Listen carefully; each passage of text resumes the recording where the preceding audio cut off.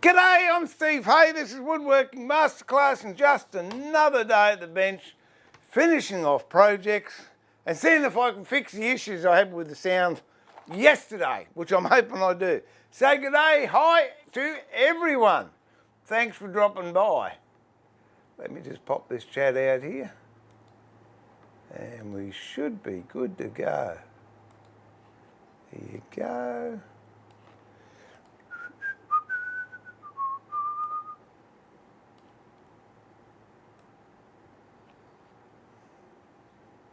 There we have it. All right, all ready to go. I cut the Perspex up yesterday. Got my coffee ready.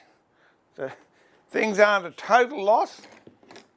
G'day, Vinny.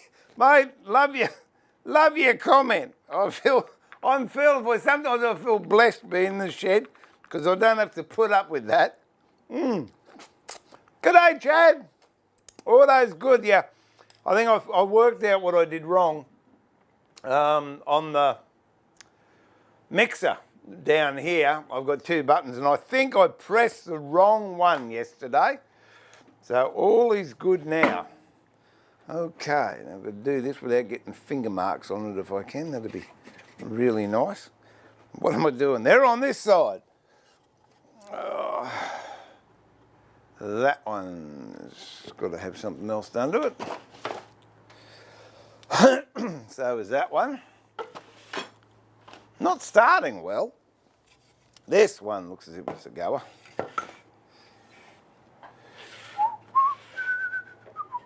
G'day, Julian. How's the car, mate? Did you pick it up without any dramas?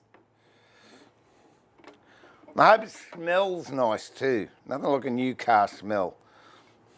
Although the killjoys of this world will go, you know that new car smell? It's all toxins from the toxic glue. No, it's a new car smell. I like it.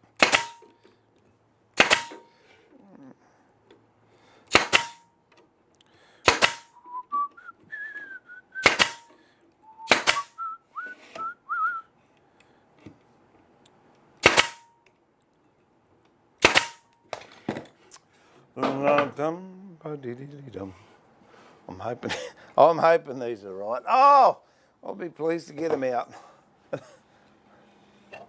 Diego, first live, welcome. Thanks for dropping by.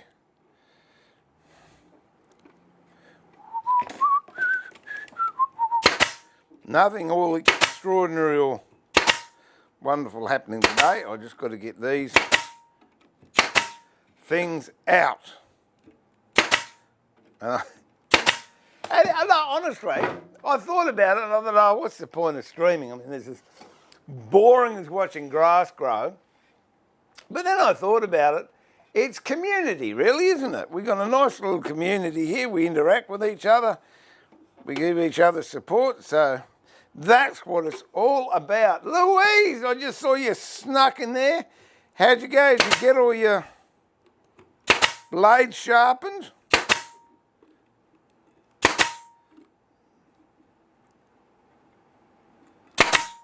I liked that comment someone put on Facebook the other day. Did you raid your dad's shed? And Andrew wrote, no, she raided my wallet. Ah, love it.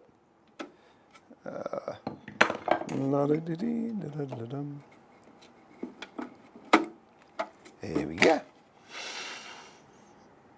Suzuki Ingenious ready beginning of March. Oh, a Suzuki Ingenious or Ingenu. Well, anyway, ready of March, beginning of March, gives you something to look forward to.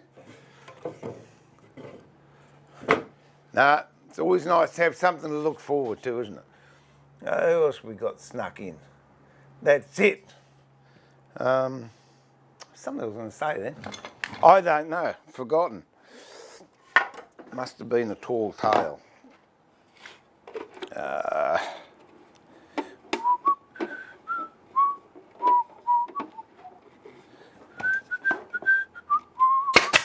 One of my chooks ate an egg today, so Mrs. Tweedy up in the house. If you've ever watched that movie Chicken Run, Mrs. Tweedy, that's what I call Sue.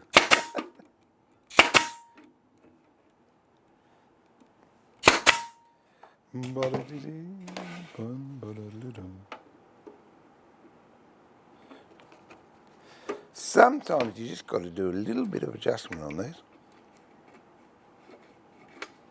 because they got to sit flat so they seal. Really interesting at the moment. I've got a swarm.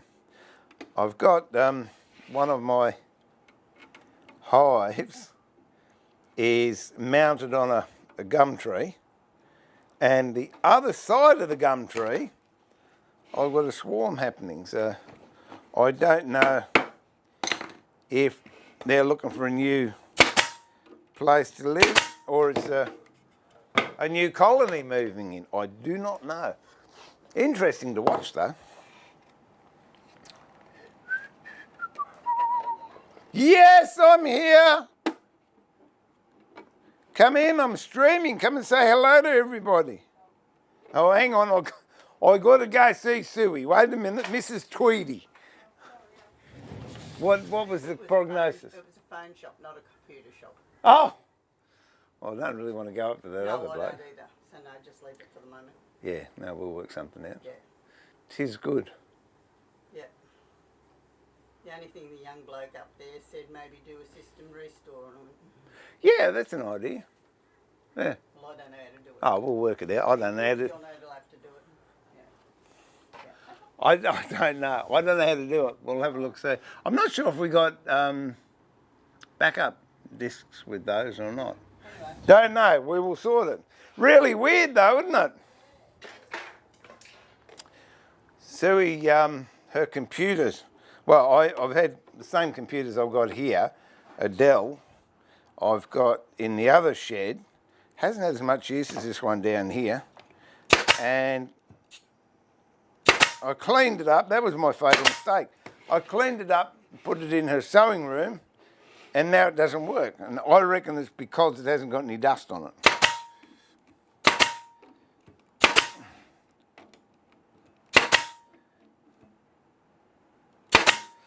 So we will see what we can do. She didn't want to come in because she was in a hurry. Had to get back up to the house. Have I done that? Yes, I have. Ah, dear. Jared sneaking. G'day, mate. How are you? Louise, got Summer Sharp and I'll test drive them tonight. Yeah, right. No, not even moths can live in mine because they do need something to live on. What am I looking for? I'm still looking for these. I don't know what's happened. I've got, oh yeah. Oh dear.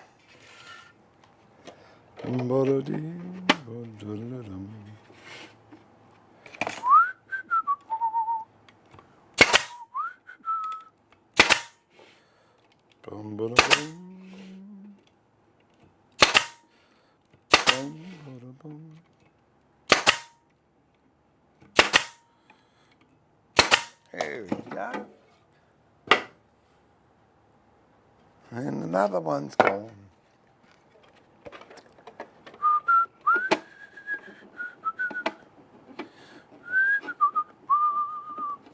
I'm getting really looking forward to starting doing the marquetry on the bed. So when I finish these, I've got to go up to the other shed. And I've sort of half French polished it, and I was thinking last night I don't think I want it full gloss French polish, so I think I'll knock it back with some steel wool and wax, and then see how it looks. It was a lot quicker than I thought it was going to be. So we might have to do something else.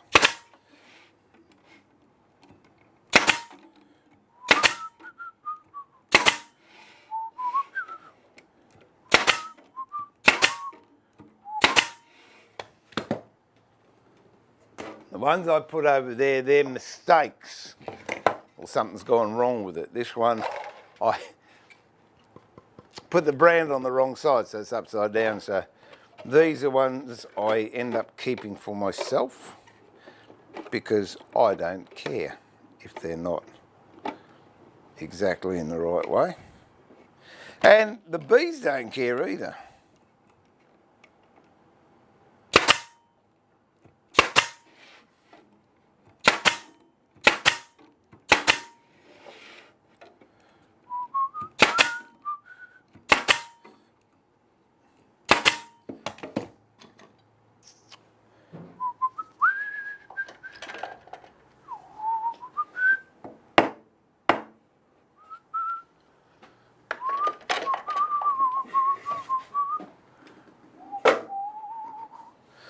All right.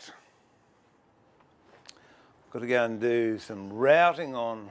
No, they've got to be fitted with stuff. That's all right. Oh, that's all right. We can. No, I'll fit those first, I think. Oh, that has to be fixed, and that has to have something done with it. Spears. Oh, there you go, Steve.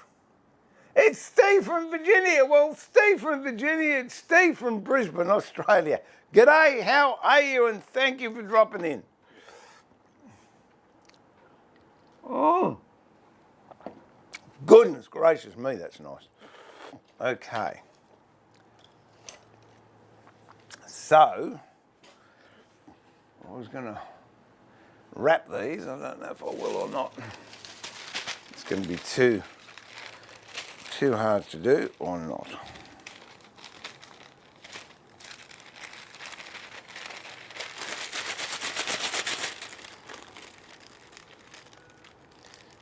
No, I think I'll wrap them later.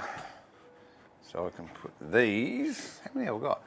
1, 2, 3, 4, 5. Might have to. Oh, I don't trust it. It's getting wobbly. I'll do it this way.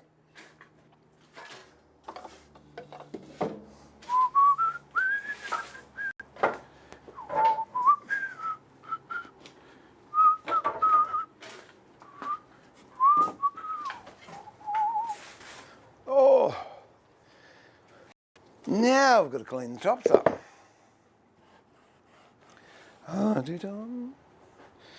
Paring chisel, if I can get over there, that'll be good. Oh, where is it? There we go.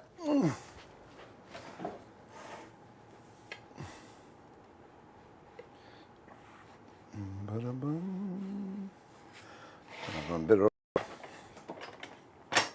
see if it goes in a vise. Oh, it should.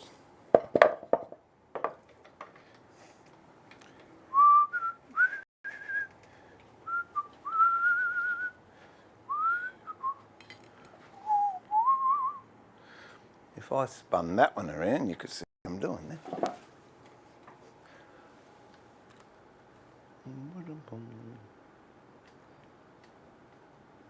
There you go. T-Bone, g'day! Dennis, hello from West Virginia. How are you? I don't know if I'm going to do this way or whether I just sand it off. I'm thinking I might just sand it. That's not in focus, is it?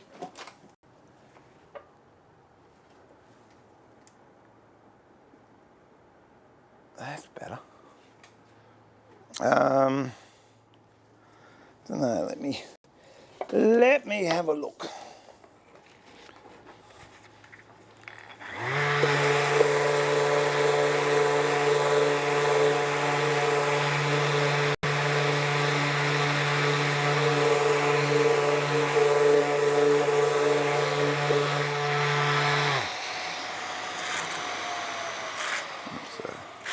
It's 120. I'll see if I've got any 100 here. There's some 100.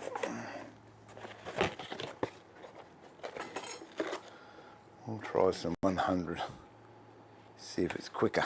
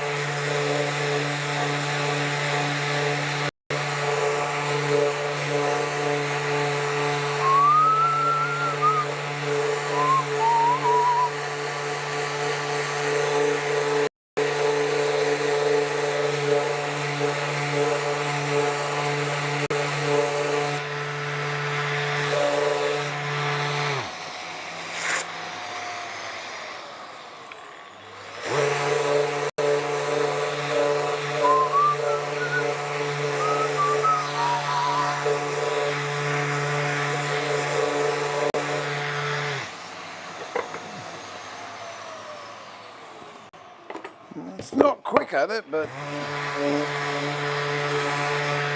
might be what I'm going to have to do.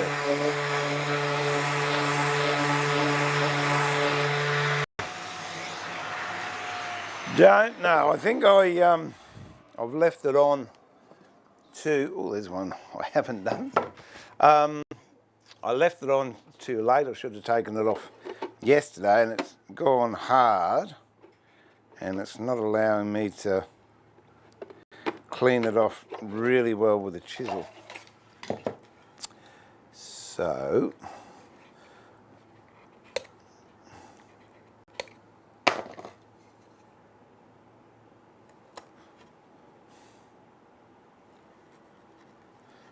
we will see.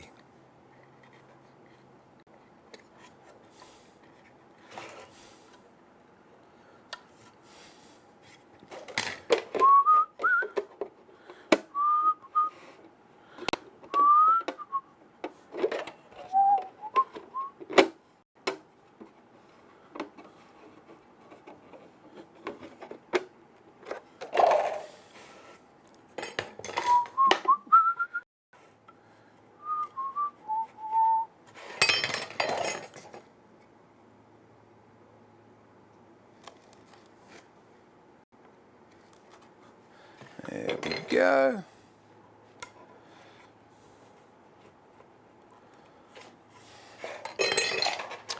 Hopefully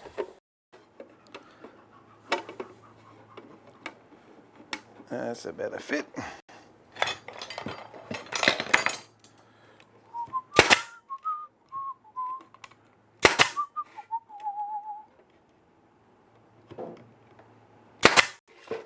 Boom, ba-da, boom.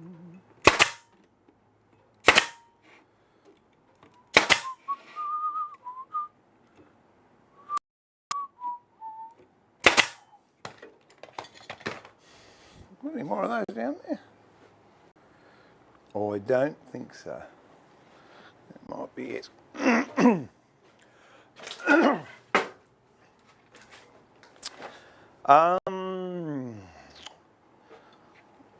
How else am I going to do it? Oh, I don't know.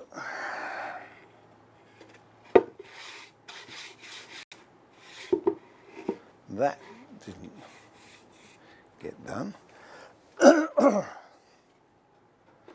Might give that a quick hit if I can find the goop.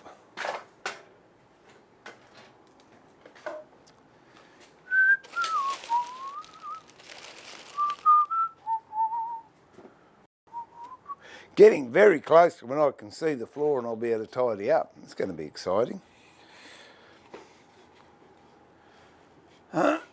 Excuse I.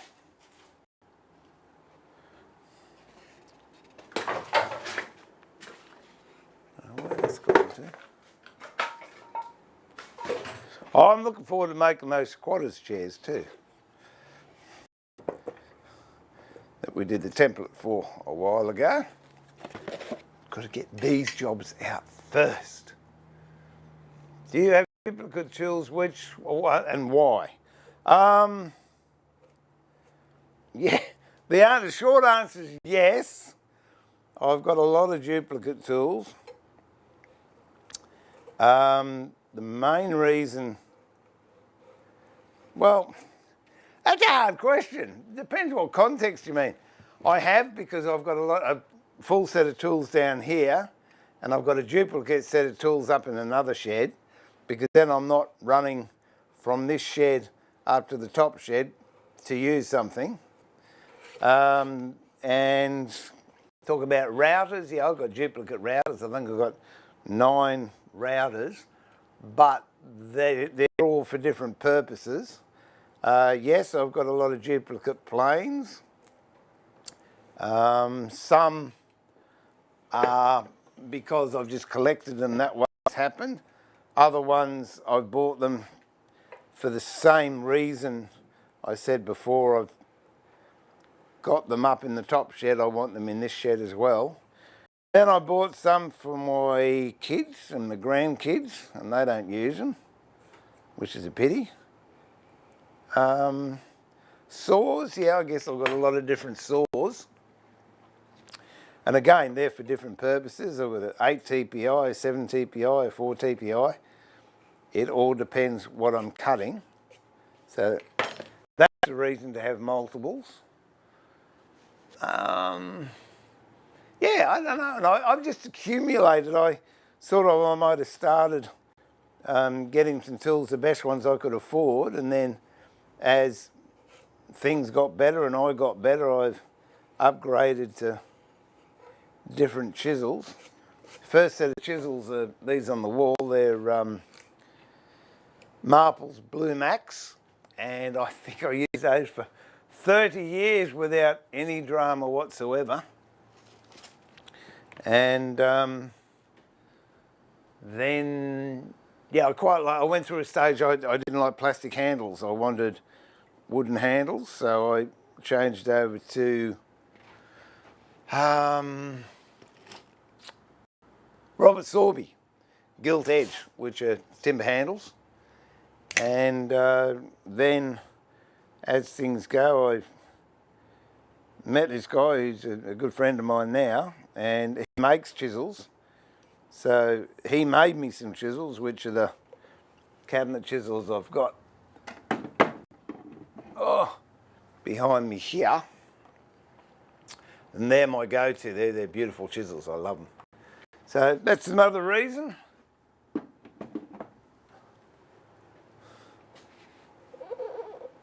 And sometimes I'll see something and it's a bargain. I won't need it, but if I think it's a bargain, yeah, I'll get it, because down the track I'll, well, I say I'll sell it, but I generally don't. I just generally end up keeping it.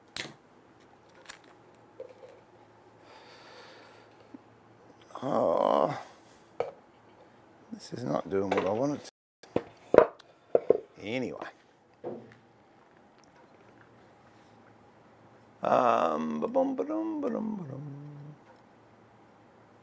Mardi Gras season down there, Daryl. Sounds awesome. Where are we? G'day, Ray.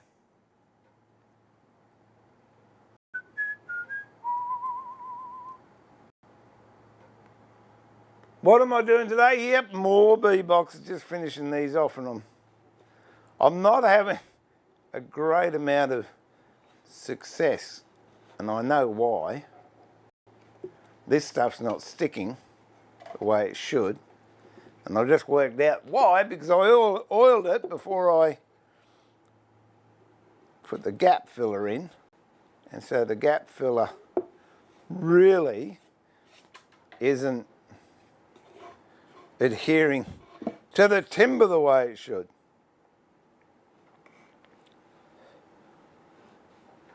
So I'm scraping what I can off with a chisel, and then I'll sand it off as I go. Might have to just put a bit of gappy in there. We'll do a bit of that.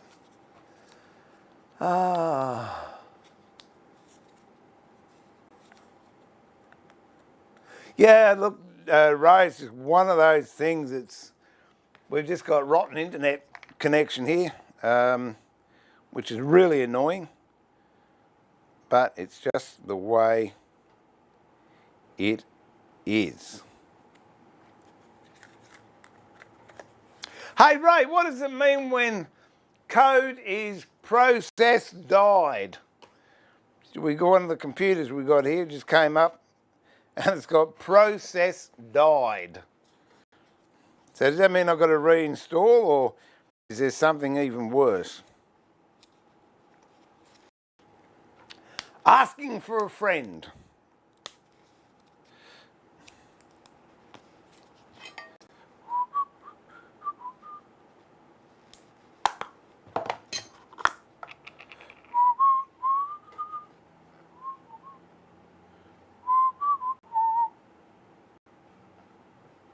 Isn't that what you say when you're too embarrassed to say I don't know? Asking for a friend. Oh dear, oh dear. G'day Rob! No, what is it? There you go. Or is it like that? I don't know. I had my grandkids doing this one the other day. Ah! There you go. And then you need to alternate it and do that and then that. And then, oh, I don't know. It's too hard for my brain. Oh.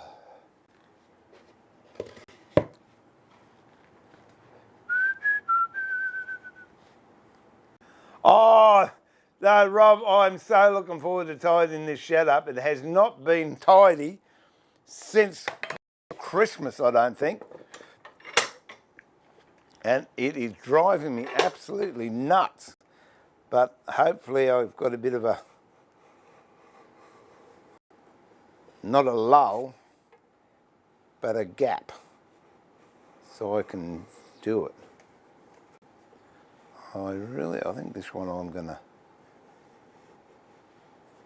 I don't trust it, I'm gonna sand it. No, I'll sand it. Here we go, sanding.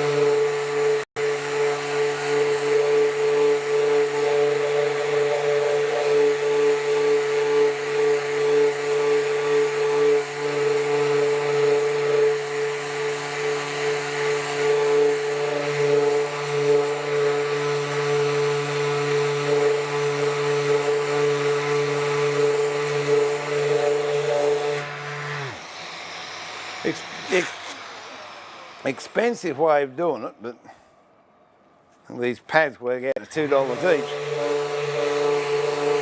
But it's the only way I can do it.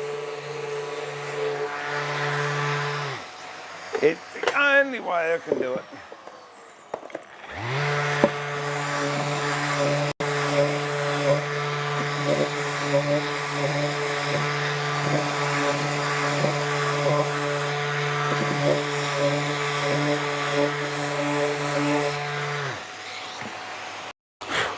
So they come up okay. So mustn't complain. Oh.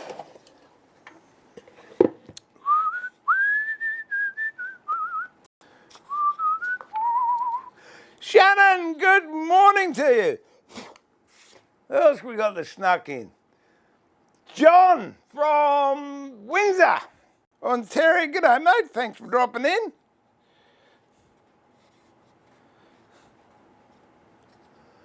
Panda, g'day, mate.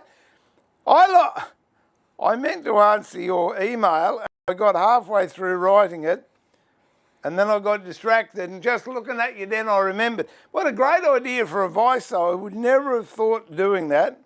How did you go with the chairs? Did you get them finished? They look about 1970-ish type ones.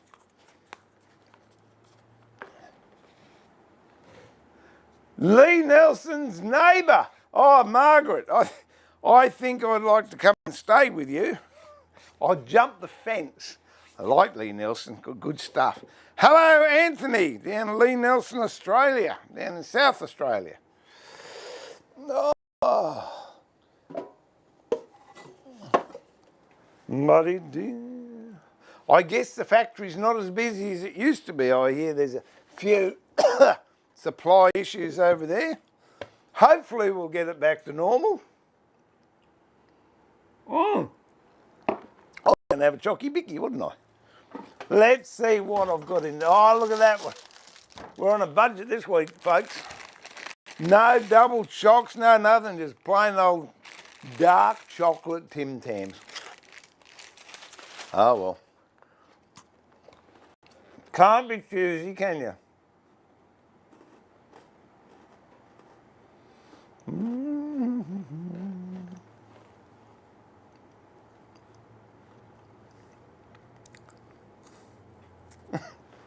Yeah, Shannon, I just thought, nah. I was going to do this, and I thought, no, I'll stream it. Well, I said, excuse me.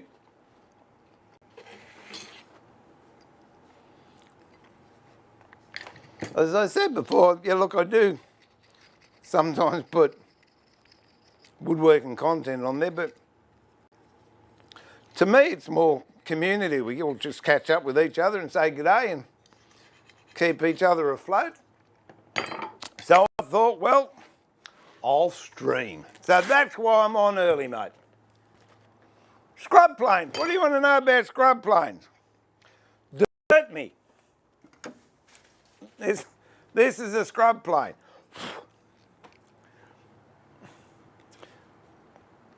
If you want to know how to set one up and use it, more than happy to show you.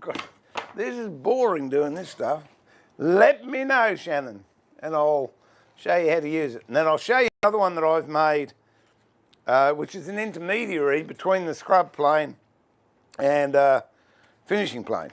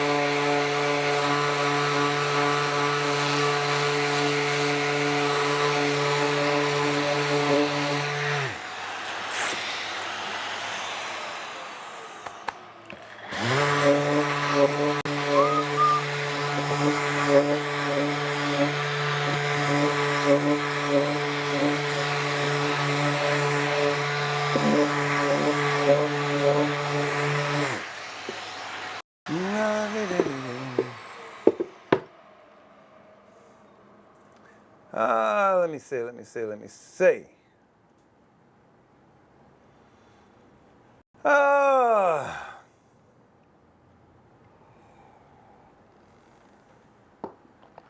There it is. Steve, got my Veritas low angle plane. You were right, beautiful. Is that was that a bench plane or the block plane? Have you ever repurposed a tool to another tool for a completely different purpose? I certainly have. I'm trying to think what ones I've done. You're right, Ray. We changed the number 4 to a hogging plane. I know I've turned saw blades into scrapers. I've used chisels as tin openers. And things I shouldn't use as hammers. But I'll show you the other plane in a minute that we've redone. That's all right.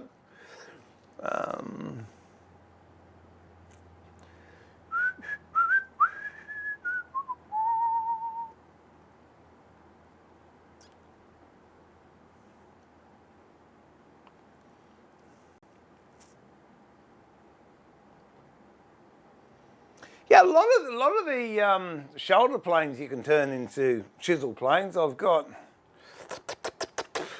these Stanley ones, if I can find them, wherever they are. But that's their purpose. You can either use it as a shoulder plane, or this top bit comes up and you can use that part there as a chisel plane. And a lot of the old Stanley, what are they? 49s or 71s? Excuse me, the dado planes, rebate planes. You could take the front off and use it as a chisel plane. I don't think I've ever had the need for a chisel plane. I think I've just used a chisel. Take it all the way up.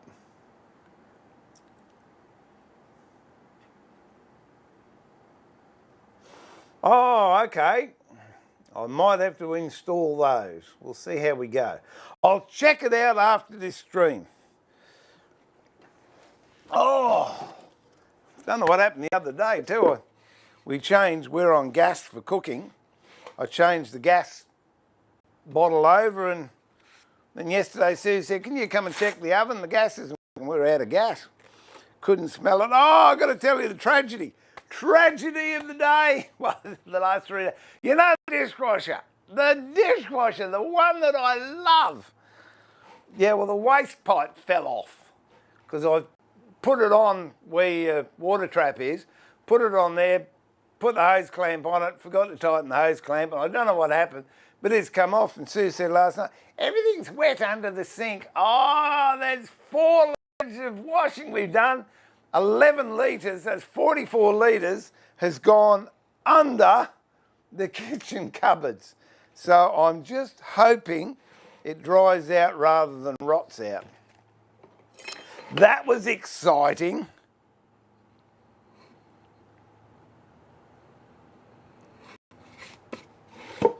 Could have done without that one. What did you use for gap filler? Gap filler.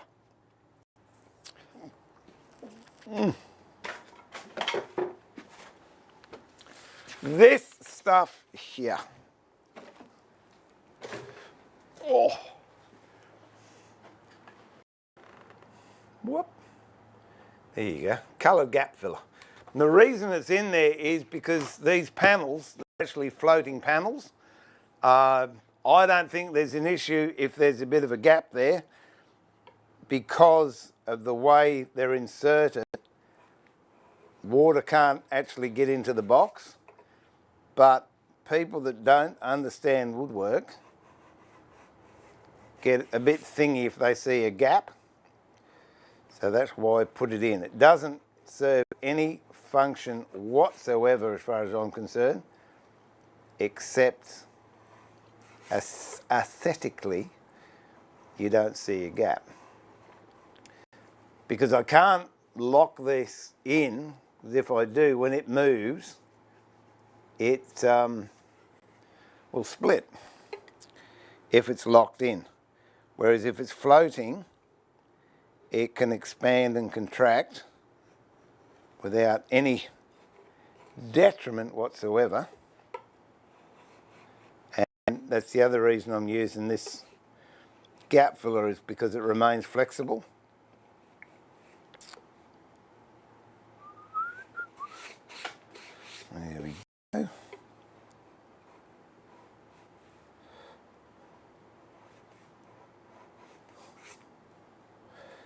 Yeah, I think I should take the excess of this off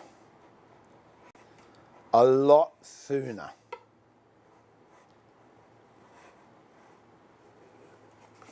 There we go. Rob, where we go with Rob? What, Christmas of 1945, 1945, 1845.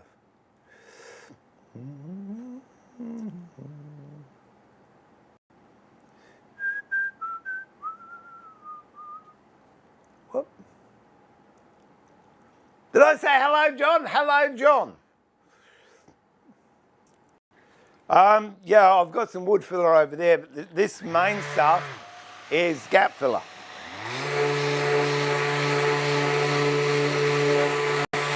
As you can tell when I'm sanding it, it doesn't come off as easy as wood filler.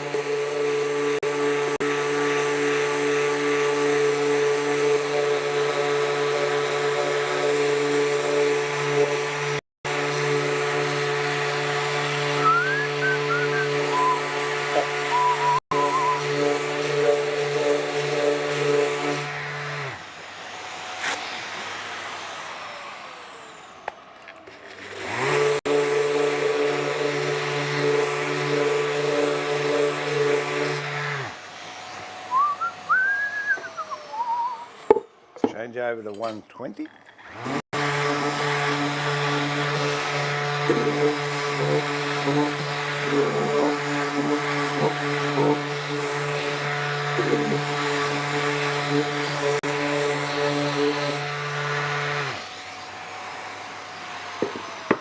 Oh, and I used to make wooden roofs, which I still do occasionally, but these I fit with Colorbond, steel roofs that just spring over the top.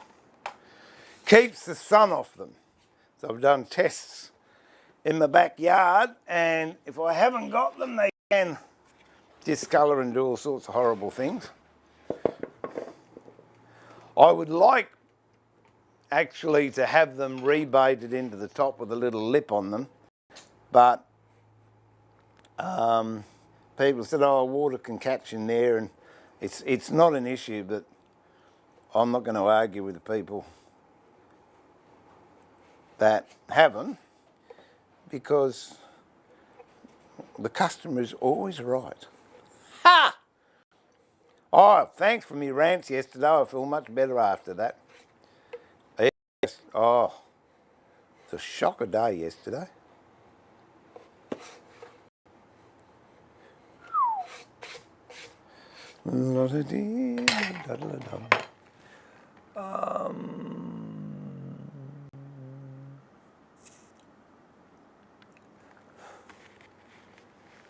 Still got one. There's always one, isn't there, Panda?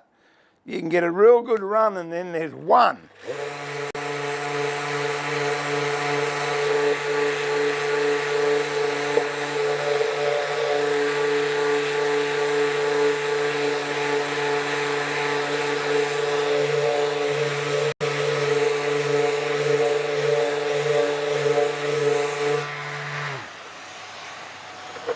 One will give you grief.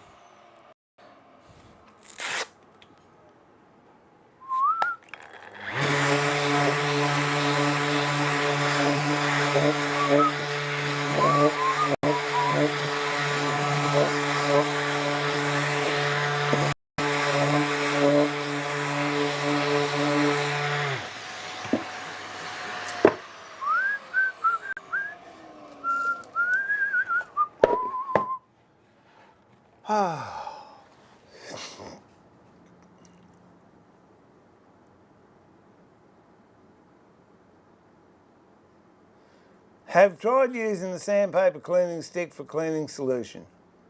Or cleaning solution makes sandpaper. Oh, that's an idea.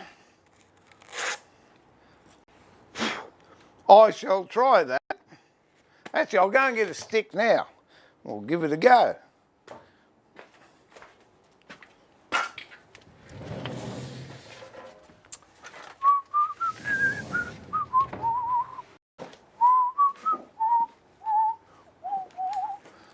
sanding stick.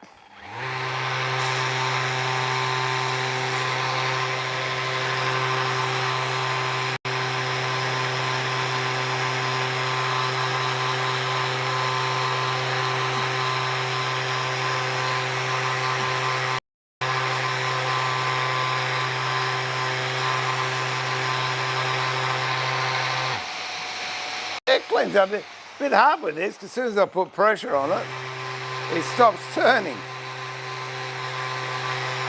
Good idea though, good idea. I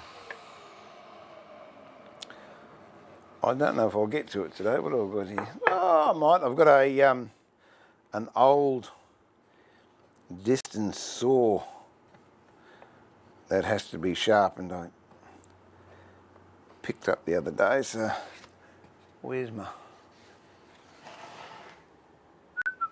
I'll find the saw vise floating around here somewhere. Ah, then I've got to find my saw chisel, so I might even do that one this afternoon. Saw chisels, saw files. They'll be up in one of the top sheds, I think.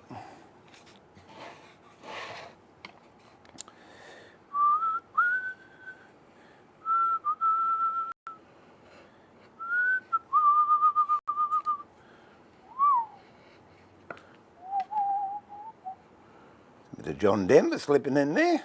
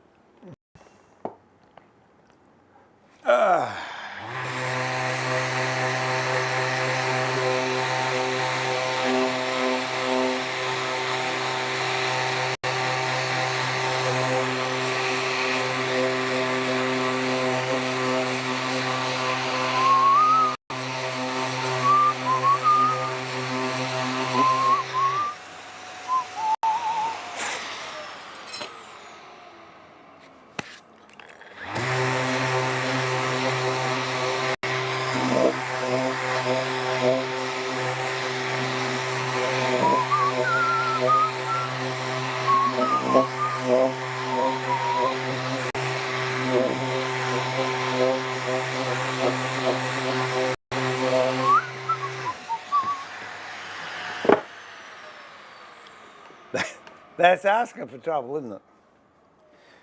Just tempting fate.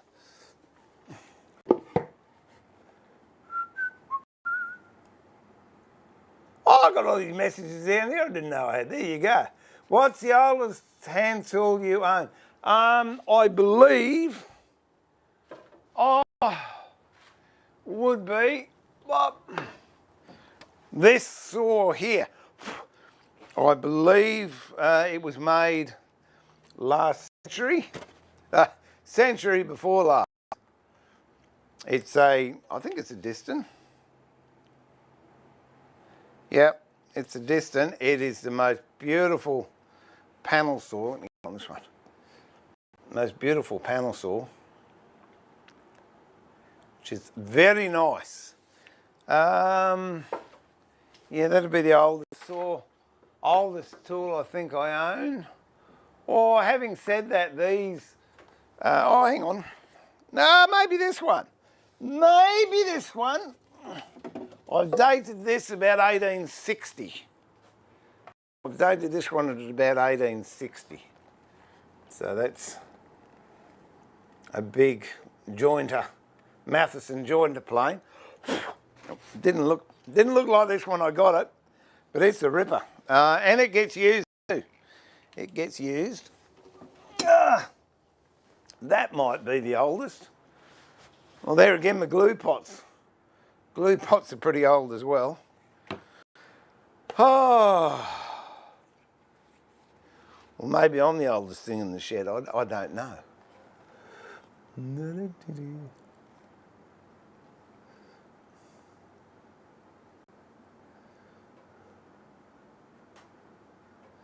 Oh, you don't want to wait. Oh, well, all right then. 78, that's the one, Margaret, 78. I don't know what the most valuable. Oh, if you take machines out of it, I reckon the most valuable tool I'd have would be my Stanley #1, I think. The dearest hand tool that I've bought is an H&T Gordon moving Philister plane. That's what it's called, isn't it, Margaret? Philister. Stanley 78 Philister.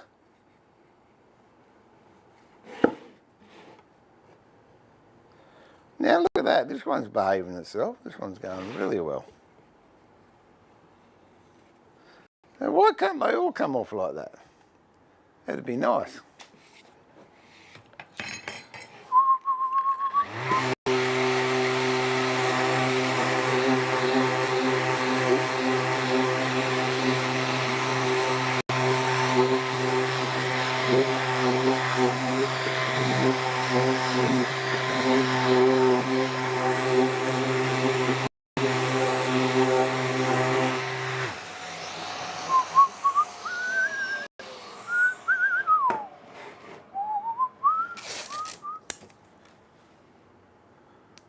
Right, just put a little bit of putty in there where it's come out.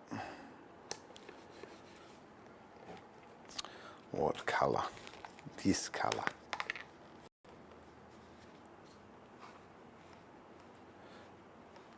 Wrong choice. Although it will darken, so that's all right.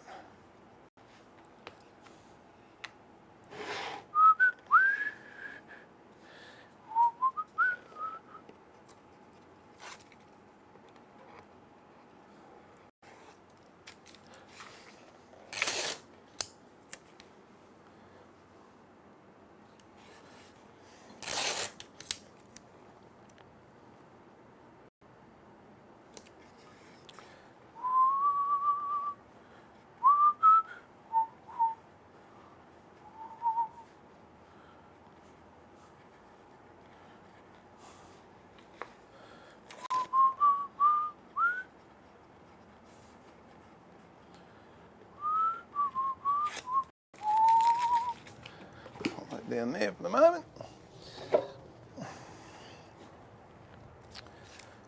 Got to do some videos on this stuff too soon. Nice putty. Water-based. Good stuff.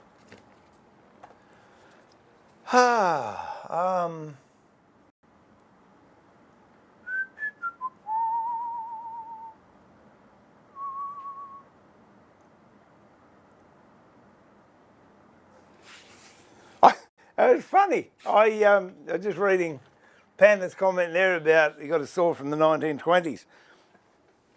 I was at a friend's workshop the other day and he had some chairs. Do you want the chairs? I said, oh yeah, they'd be nice. He said, oh, I'm going to toss them, I'm not going to use them. He said, I've been told they're 100 years old. And I looked at them, I said, oh, nah, nowhere near it, mate. They're from the 1920s. And he looked at me and I went, holy doolies, that's 100 years. We're now in 2020. So, yeah, I've got to go over and see him later on. They're really quite nice. They're oak. Unfortunately, nowadays, people they're not interested in old furniture. Mid-century antiques are all the go. All that chipboard and Danish teak veneer stuff that was everywhere seems to be the go, but these chairs are gorgeous, and I've picked another set up from the same guy. They were 6 cedar chairs, all beautifully carved. So I want to do them up.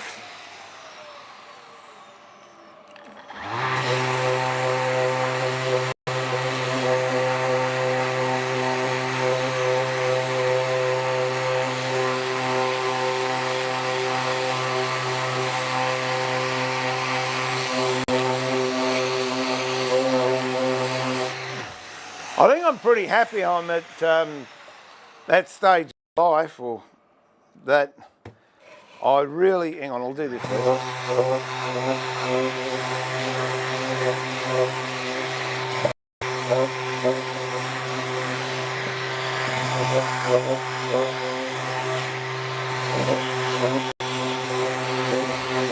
Yeah, really, I'm happy I'm at that stage of life that I had the opportunity to build really nice furniture.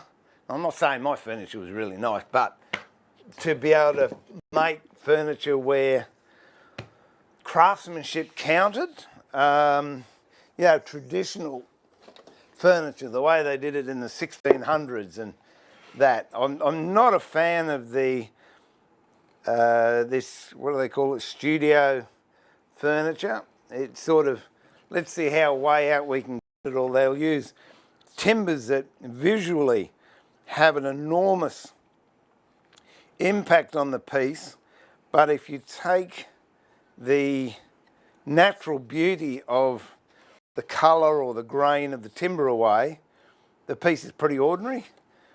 Whereas for me, you can look at a bit of furniture and the timber can be plain, but Georgian furniture particularly for me, I love just the lines of it and the artistry that went into it.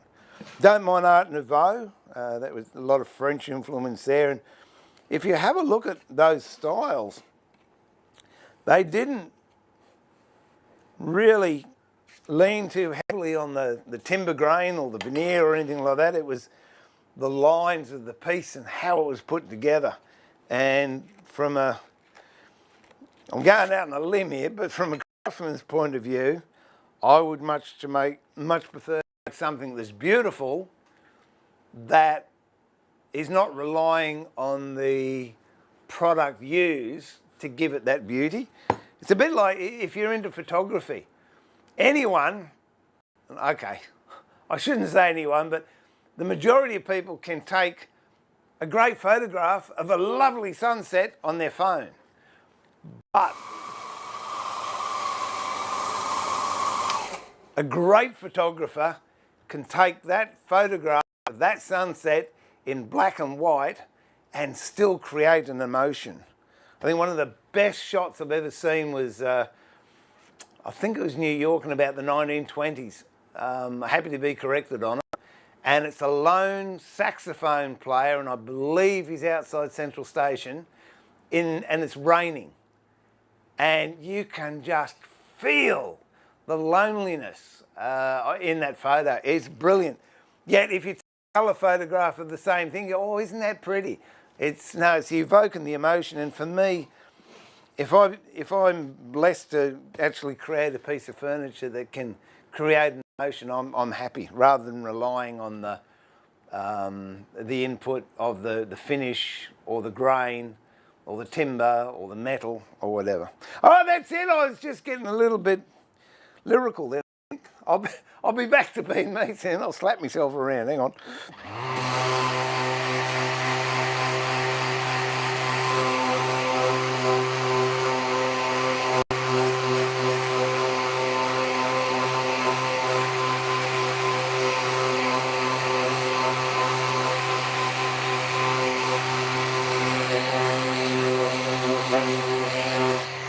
Yeah, I've got a friend, I've got a lot of friends that are furniture makers, but one in particular, and he does great work, brilliant work, but it's very technical, and what he builds when you look at it, whoa, that's nice, but I don't think it's going to stand the test of time. In 20 years' time, people go, oh, I don't want that. Whereas you look at some of the classic stuff, still around in a couple of 100 years.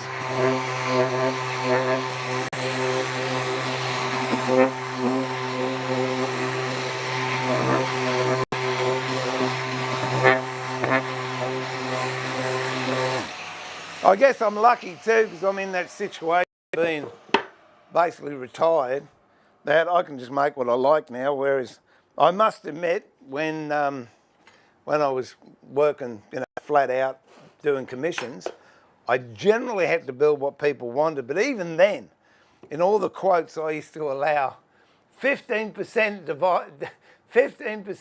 design variation for artistic purposes. Because I find it extremely hard to follow someone else's design. If someone's made something, oh, can you make that? If it doesn't come from the heart, if it's not me, I can't get my head around it. Whereas I like soft lines, I like rolled over, as you've seen with these edges, I like softness. Some people like harshness with, you know, dead straight lines, corners, sharp angles. And if someone wanted me to do it, I couldn't do it. We'll do that in a minute. I'll just oil these. And then we'll have a go to scrub. Oh, scrub plane if I can find some timber. Ah, where are we? Well, I don't know. Yeah, I've got some cigar humidors over here that whoops.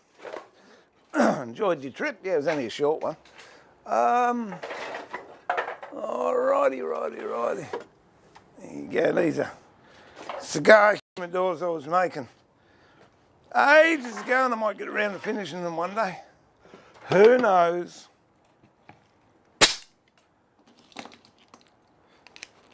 Oh.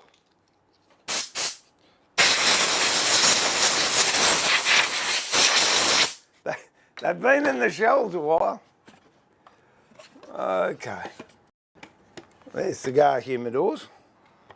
That's Spanish cedar. So let's see. I tell you what, you're pretty right. Pretty darn close. Well, that was a good pickup, wasn't it? I should finish those humidors.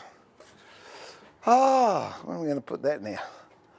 Because I'm not going over there to put it back because I might fall over again. Wesley! Wesley, how are you, mate?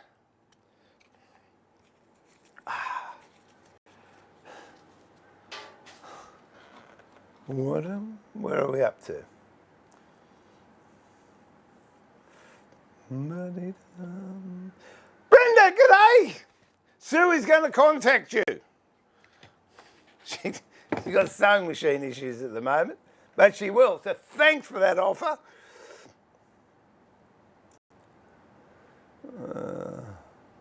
Use fans to draw the moisture away from the... yeah, no, because they're on a plinth, and then you've got... you've got a plinth, then you've got the base of the cabinet, and of course it's chipboard, and then the dishwasher fits in between, so there's a hole behind the cabinet, between the wall and the cabinet at floor level, so it's just gone under there. Oh, we'll see how it goes. That's what you got insurance for, I reckon.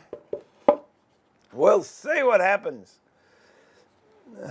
DC! Nearly 2:30 in the morning. Well, sometimes I'm awake at that hour, but not for long.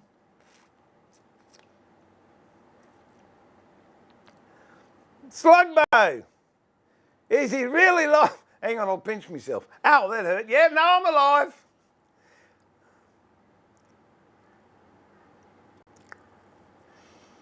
Well, I'll see you when you put the kids to bed, Panda.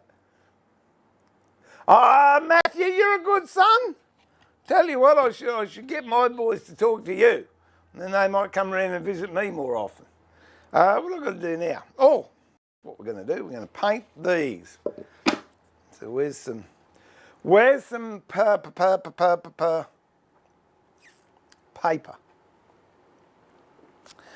Oh, here we go. I can see it's under here. Here we go. Just carrying on from my rant yesterday, it just occurred to me that very second, actually, just as I just did that, getting this paper, I rang up a timber merchant. It would be 2 weeks ago now, to find out about some brass. Yeah, mate, I'll ring you back. Yeah, he hasn't. Oh, that's another one I've got to follow up, I suppose. Okay, where is... That's that. And that's that. Oh, that's all good. I'll get me carving chisel and open the painting. No, I won't. I don't mind using a ruler, that's all right. Ah, okie dokie. Whoa. Oh, this stuff smells nice, real citrusy. In your face, citrusy. Whoa.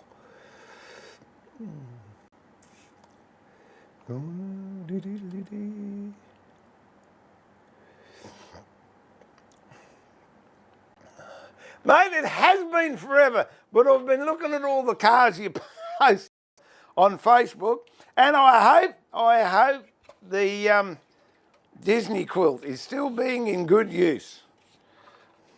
I'll tell Susie I was talking to you.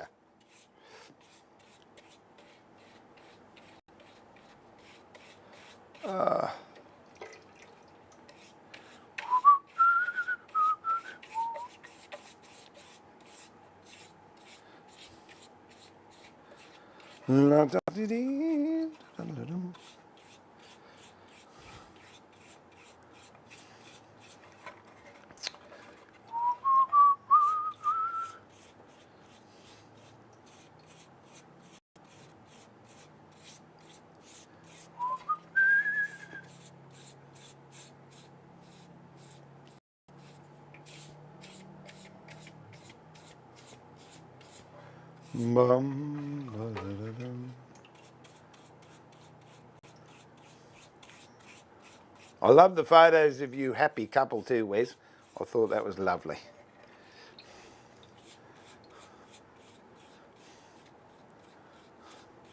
Say good day to Angie for me. Okay.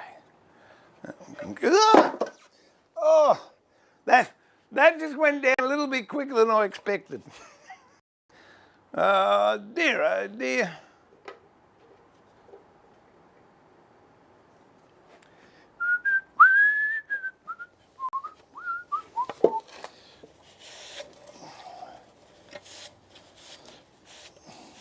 There we go. I'll do that again.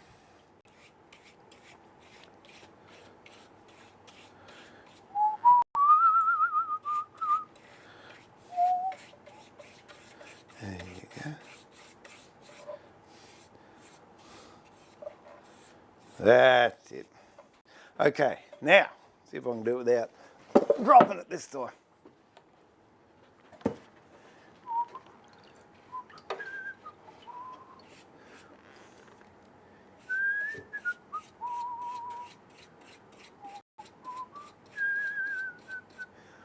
Ray, my Pixel 5 has one of those angle line thingies on it to let me know when I've got the phone level.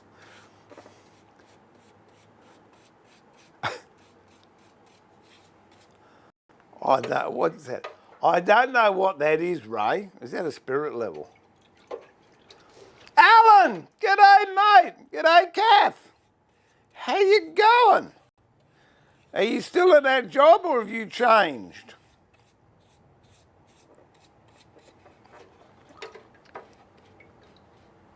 I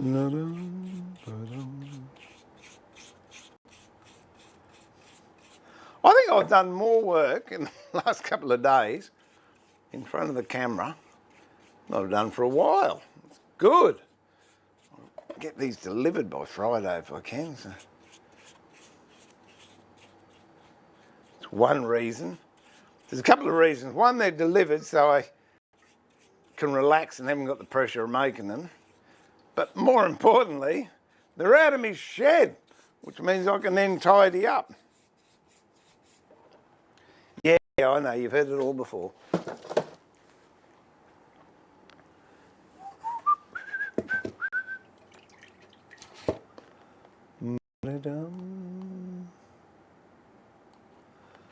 Ah.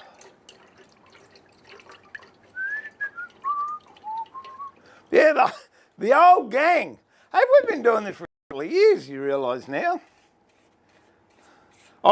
I was talking to someone the other day about when I was optimistic and said, I'm going to stream every day while people are in lockdown, and I got 57 days into it. Oh, not doing that again.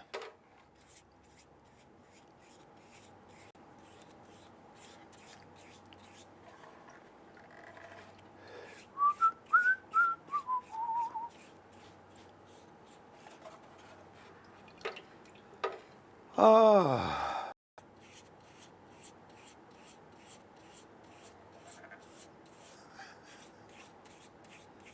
Mate.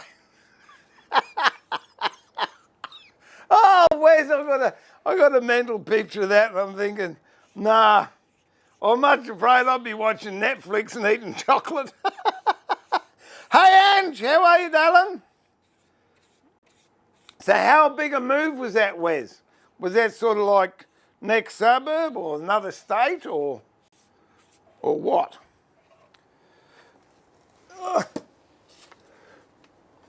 Oh, dear.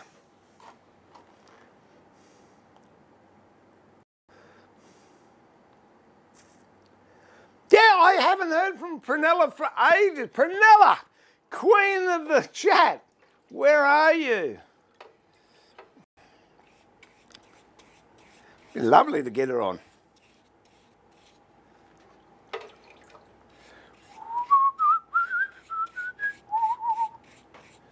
Ba-dee-dee-dee-doo. Ah. Have I ever made any wooden moulding planes? No. Oh, hang on, wait a minute. I'll show you. I repurposed a couple here. When, oh, that's what I made. I don't know where the thingo for that is. But when I was doing, I forget what I was doing now. I think I was doing archtop guitars and what have you. So I modified that one because I had a double, and then I made that one so I could use it for hollowing out guitar tops. No, I haven't. Mine, the top ones up here, wherever you are, they're Matheson's, and then the other ones that I use are H&T Gordon, which Terry's a friend of mine, and they're all made out of nice hard Australian timber called Gidgee, and they are beautiful. I'm actually looking forward to using those. I was thinking about, oh, there you go, Wes. Sue and I were lying in bed last night, and I know what she was thinking about, sewing machines, I think, and I was thinking about the bed that I'm making, and I've decided I'm going to put some capping around the top stretches, and I really would like to do that with moulding planes. So that will be something. So no, I haven't made moulding planes from scratch except for that one, Margaret. There is a fantastic book if you want to get into moulding planes. Matthew Bickford. I don't know what it's called. It's got a green cover. I think Lost Press printed, and it is brilliant.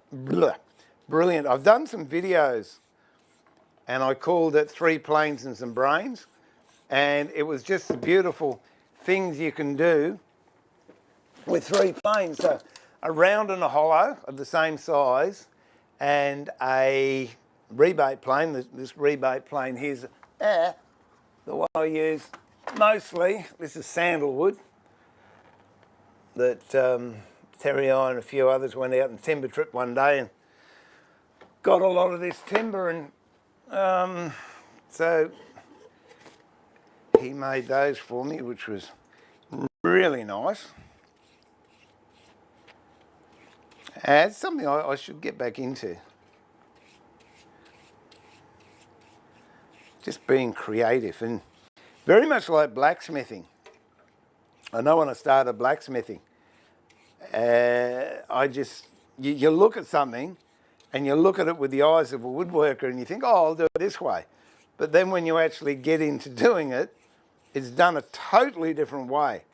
And that's the same when you're doing cornice work. You look at something and you think, oh, that'll do that. And no, it's got to be done another way. But I do love using them.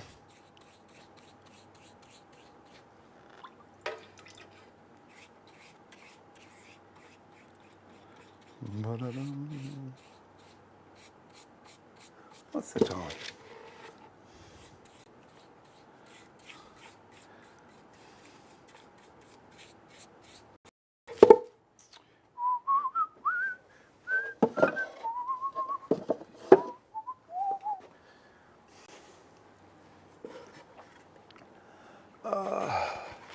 Jay, Sumner County, Tennessee. G'day, mate. There's a suburb up the road from where I live called Sumner Park. So there you go. Another good friend of mine, another fine furniture maker, Richard Vaughan. He works out of Sumner Park. And Damien Fowler. He used to be at Sumner Park, but he's just moved out to Willawong, I think it is. But he's an excellent furniture maker. There are a few around. Or should I say there's a lot around? I don't know.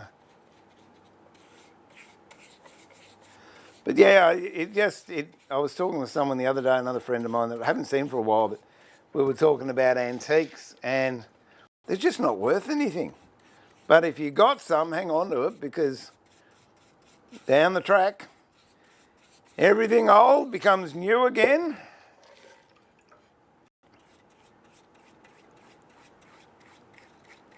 I was talking to an upholsterer last week, and he was saying his business has totally changed, whereas before, and it comes down to the current world situation. Before, he was doing a lot of antique restoration work, that, but now he's getting into more modular stuff, because what you used to be able to get from IKEA or any of these mass-produced type outlets, they just haven't got the stock. And if people want it, they're having to get a custom made. So every cloud has a silver lining.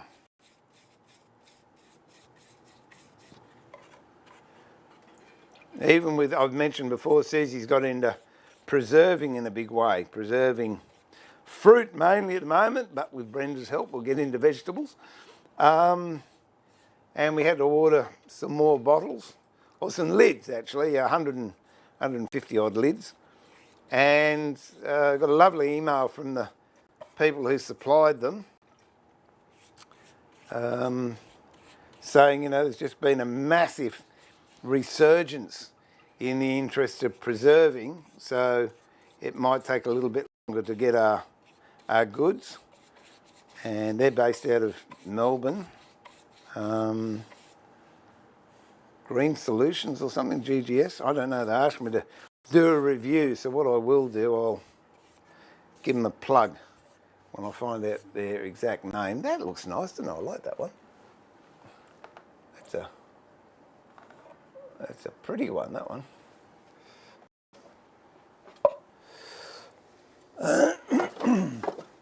Oh, down to the last one, you beauty.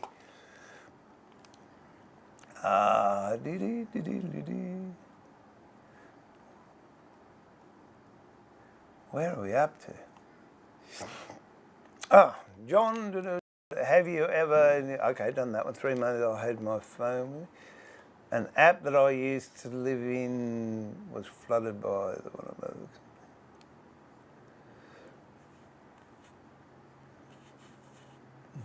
Oh, the apartment, I'm thinking app. I'm going, what app? It's all right, Brenda, senior moment. I've got a big extraction and blower fan set up that I could use, but look, to tell you the truth, I don't know how long it had been off. Whether it's been off for 2 washes or 3 washes, I don't know, but we'll get it sorted, and if it's an issue, insurance can come in and do it. I don't think it will be. Look, it's only water, it's not going to kill you.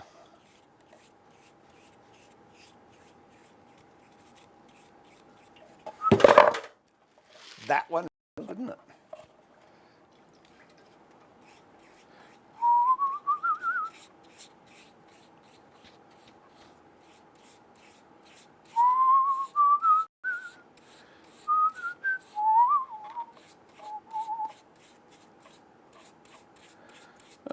Okie dokie.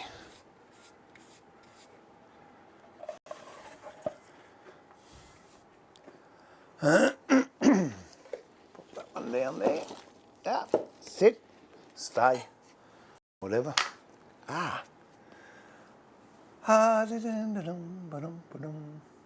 We had to put the quilt away. Cats claimed it. Nancy sends her love. Well, that's all right. Providing us love and love back to you and from all of us down here.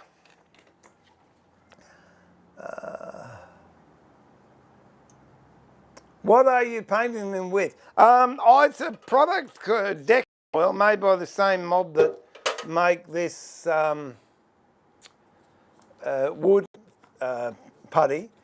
It's called Oz Oil, and it was made predominantly for a hardware chain that came out here to compete with our big box hardware store. It was called Masters, and they ceased to exist. It was a branch of Lowe's from America, but I like it. It's nice. It's not glossy, but it soaks into the timber because it's very thin. It's non-toxic, so it's safe for the bees, and it's waterproof and easy to apply. What I did in the past was I used to use boiled linseed oil. But what I've found with the hives that I've got out in the yard, after 9 months, you get a mould on it, which I'm not happy. So that's meant to have a mould inhibitor. So only time will tell how it will go, but it's called Oz Oil. I think it's quite nice. Smells beautiful. G'day, Michael. How are you? Thanks for dropping in.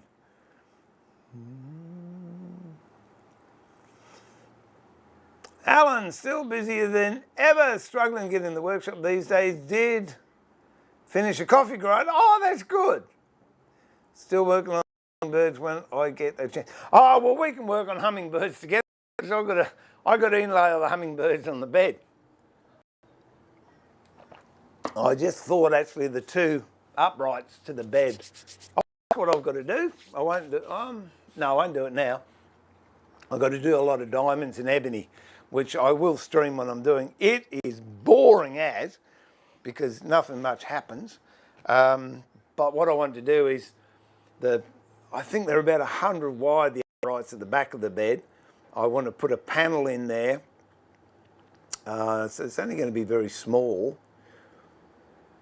Yeah, I don't know, I'm going to measure that. But I want to have a background of ebony veneer cut in diamond pattern, and then I'll inlay. I was thinking of a hummingbird, but I'm just thinking it's going to be too small. But I'll put some vines or something or other. But we'll do that live as well. That'll be fun.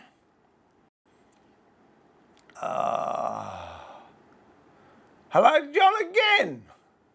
Next state down, about half an hour south. Oh, that's not too bad. You got a hook knife, gonna make, oh, good on ya. I've got some of those around here somewhere.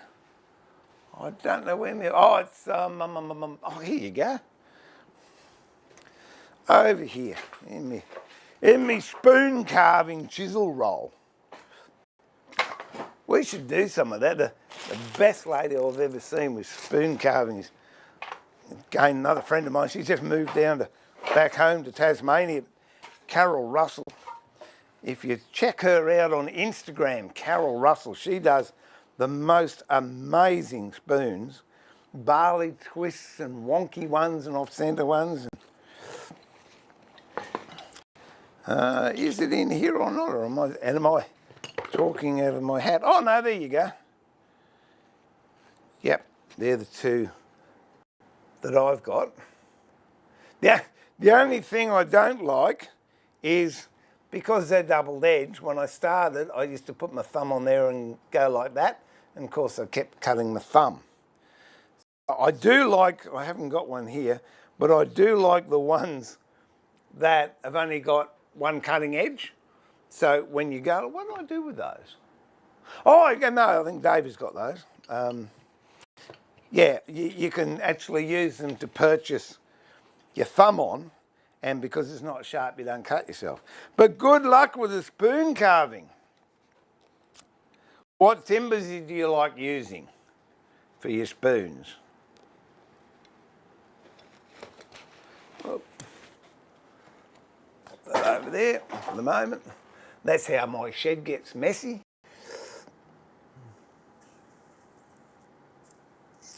So looking forward to see some of your spoons, Mike. Send me some pics, love seeing. woodworkingmasterclass@gmail.com or admin@woodworkingmasterclass.com.au. Yeah, definitely easier to use green timber with spoons, I agree. Oh, thanks for that, Ray. If that's the book.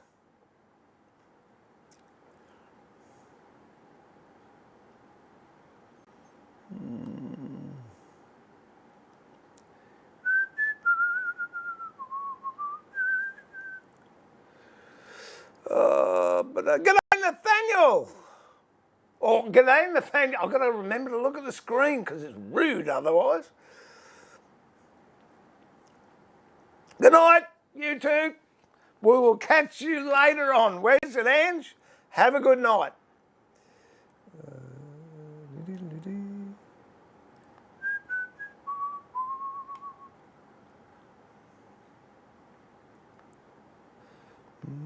Thanks, blog. Well, they're getting there. They're getting there. They're for a purpose. They're not just boxes. They're actual for native bees that we have here and also around the world.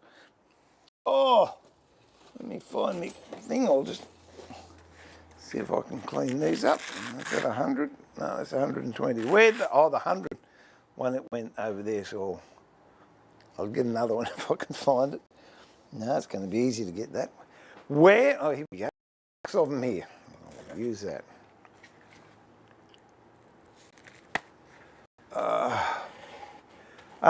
What do you put in the bee boxes to get the bees to come in? Bees.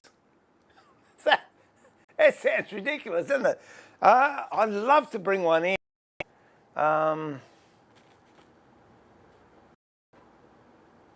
Yeah, I can't. What I'll do, I'll take some footage one day and then I'll have some archival footage here I can show you. But no, you actually, with these species, you can split them. So there's 3 boxes. This is the honey super that they put the honey in. This is the mid box that they grow into. And all the bases are up in the other shed because I'll finish those. I'll see if I can find a base here that we can pretend. Oh, oh.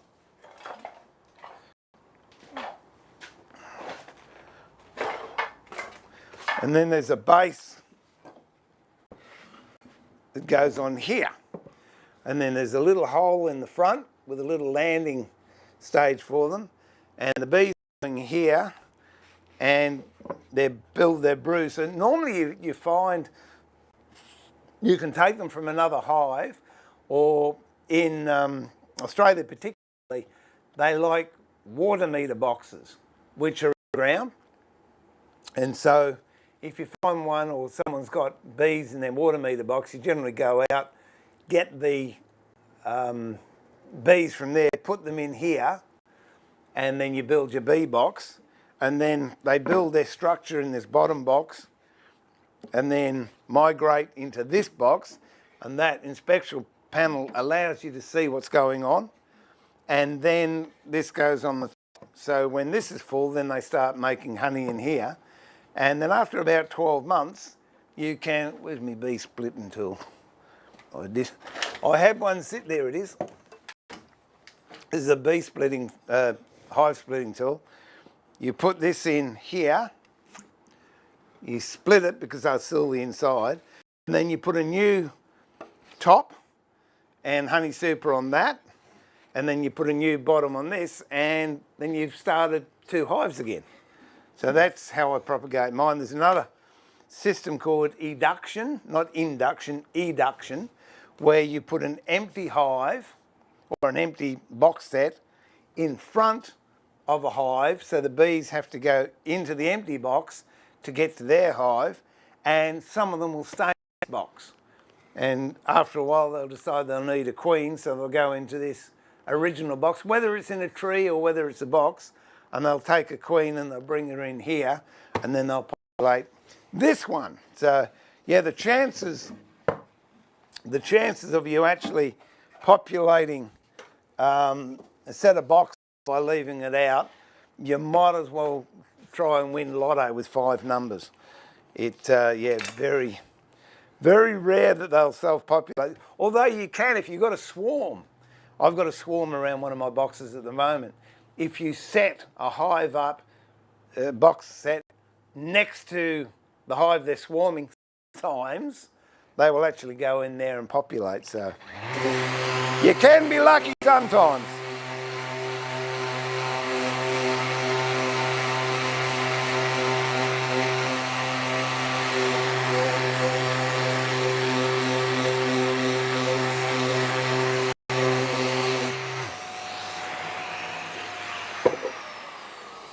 These are the ones we played around with earlier. Oh, there's a base. I haven't drilled that one. There you go, it needs to be drilled. What have I got? I might do that in a tick. Now this one is meant to have been glued down. So let's see how that goes.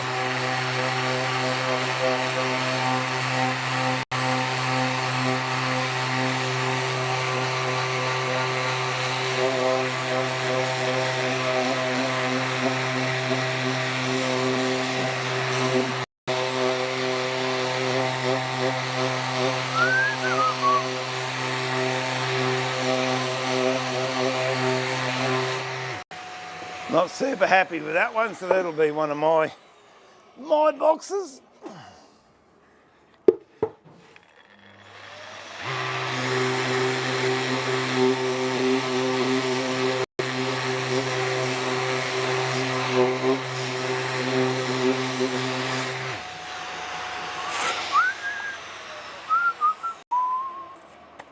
Whoop.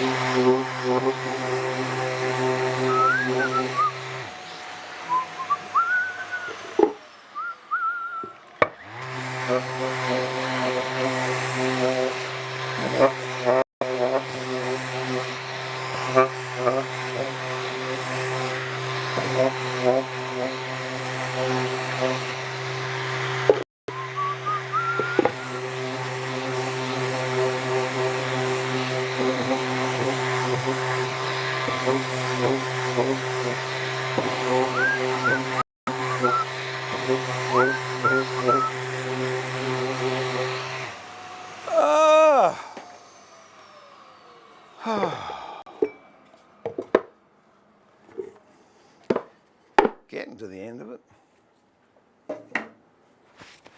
So I've got to put some more paper down to do this.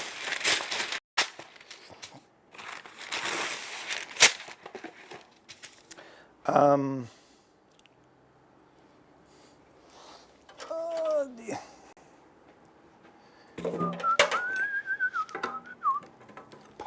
Possibly not designed for that.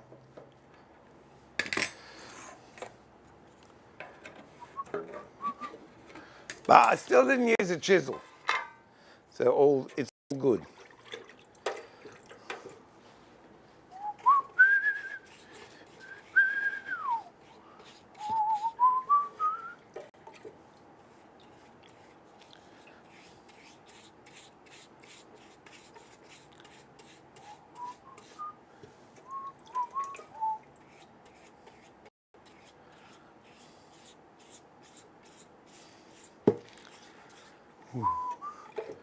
And this top I'm not happy with, so that's going to be one for me too.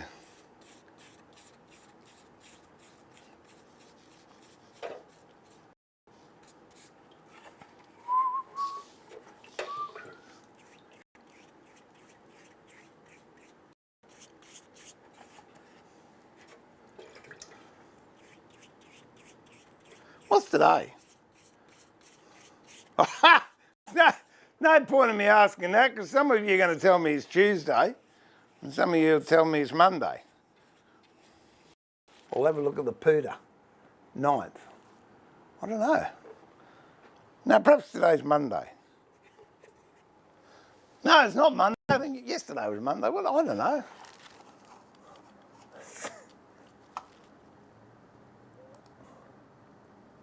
Oh, it's Wednesday. Oh, okay, Wednesday. All right.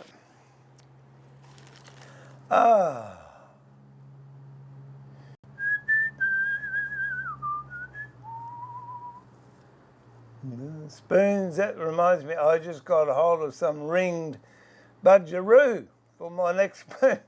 Good luck with that, Alan. She'd be a bit hard, the old budgeroo. Nice timber, though. I know Trent had a great lump of it. He was going to do a set of chisels. And it was almost like peanuts. Not peanuts, chicken peanuts, but peanut shaped. Gee, it looked nice. Trent, if you're watching, g'day mate, we've got to go out on another timber trip.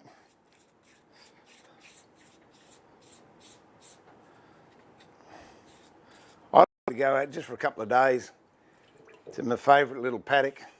It's only about a 4-hour drive. Oh, I don't know.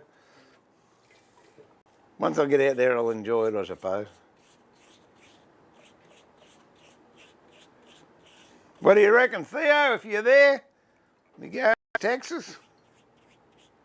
That's Texas in Australia, not Texas as in the Lone Star State, Texas. Remember, I was talking about going out there once, and this chap lived in Texas, and he wanted to meet me in Houston. Coffee.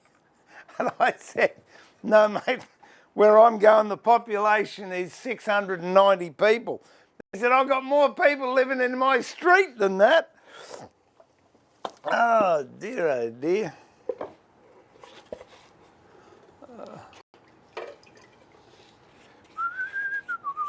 Good night, John. Have a good sleep, mate.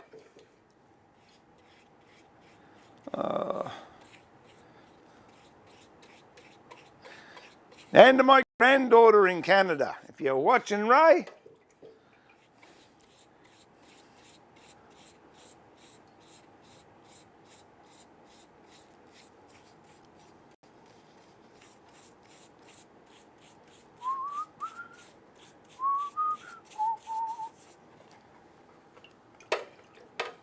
It's Wednesday.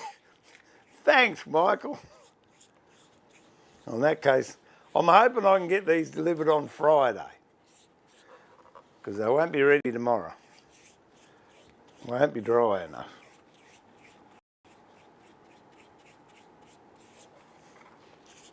It's funny, you know, when you're young, to me that's anyone who's 40 or below, or 50 and below. No, when you're a teenager, you hear people go, oh, what day is it? Or, oh, I can't remember this. And you think, stupid old fuddy-duddy. And there you are. Life has a way of biting you in the backside. Oh, all right. So I've got to drill this hole here, which I'll do now.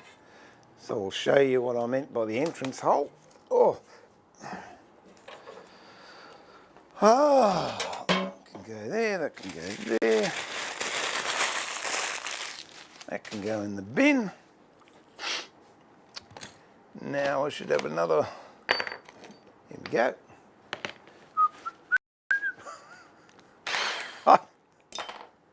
It happened yesterday. I looked at the TV screen. There's a great big dob of brown stuff. I was about to wipe it off my beard, but it was a bit of the finish had flicked onto the screen that I look at. Okay.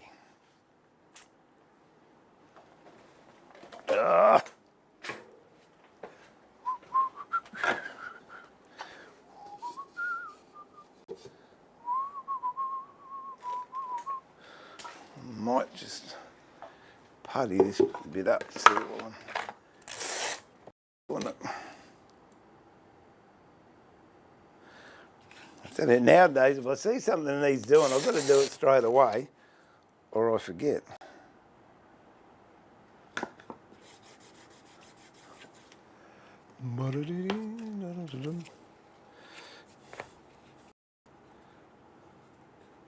Now this is putty I'm putting in here because this is on long grain, and you really don't get any shrinkage in the length of the timber, so wood putty is okay there.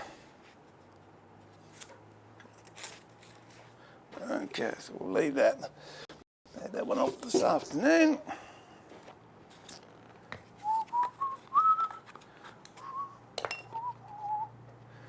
Now,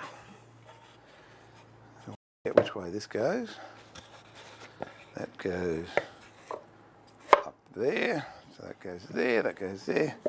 I'll put that in here. There we go.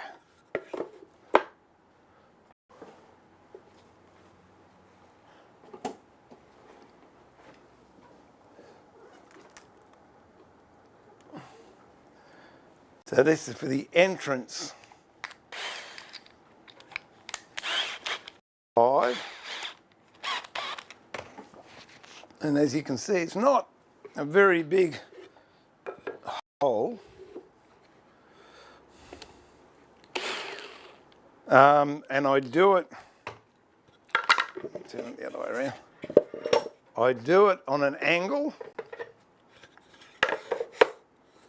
So if it rains, the water comes down and the angle is going up this way, so the water won't get into the hive. I've got this block of timber here I'm going to put behind the hole, and that hopefully will prevent blowing out on the inside of the timber.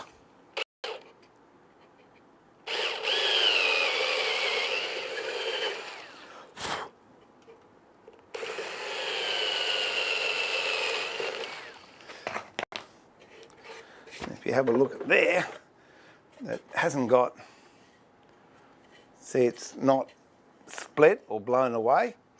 That's because I had this block there to hold it in, and the drill bit goes straight into there. If I didn't have that block, it would blow that out and you'd have all broken timber and everything there, which is not ideal. Okay. Well, that's just about it. I don't think we'll get around to using the scrub plane. What's the time? One. No, how long have I been drawing for? 1.25 hours. Okay, well, what have we got here? Thanks, Panda.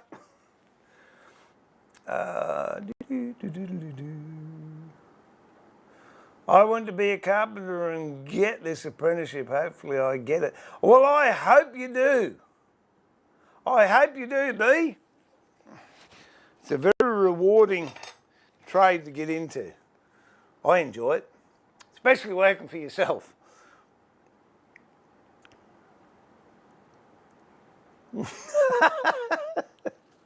Yeah, I tell you what, Michael, I'm really pleased yesterday is behind me. It was not a good day, but I was thankful that I could come down here, vent and rant and get all the emotions out. It was good. Panda through them, you let folks test today, and that's one way of looking at it, Panda. That's very positive.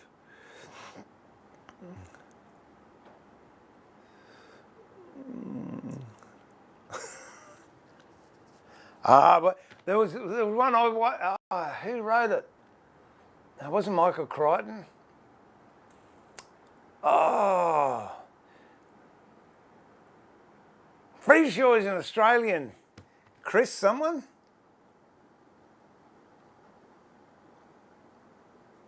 Forgotten, but they're a cool story. He writes a lot of, I think, one of his characters, Mother, she's a Marine gunnery sergeant or something, and then there's, I've forgotten. Anyway, they're a ragbag team that go around the world solving problems. And this story was somewhere in China, they genetically, or DNA or whatever, dragons. And they had these dragons flying around, and there was all sorts of different ones. And they were in this huge compound. And then they escaped the compound. Oh, gee, it was a good story. Oh. Schofield was the guy who headed the team, and yeah, Mother was one of his team, and there's a few others. But yeah, it was a good story. I forget what it was called now. Something about dragons. And I wouldn't like to train those dragons because they ate people. It wasn't good. Speaking of eating, look at that. I didn't eat my biscuit.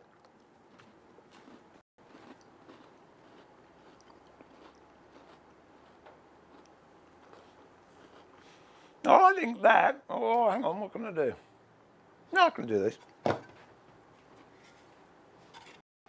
Might as well fit these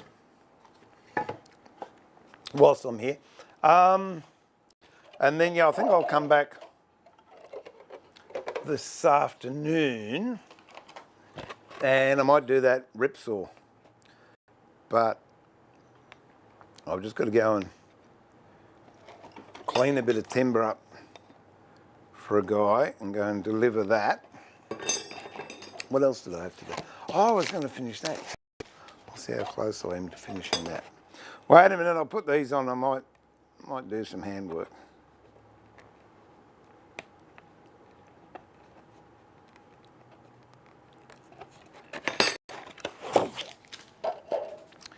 Where is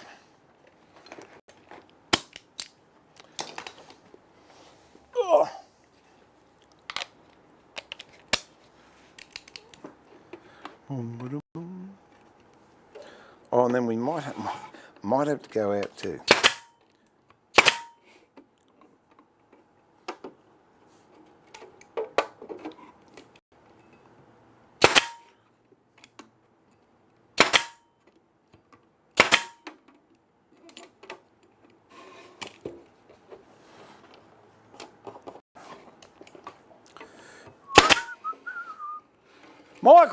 Chris, was it someone Matthew Riley, there you go. It's just come to me. Matthew Riley. Isn't that wonderful how your brain works? And I'm just amazed mine still does, but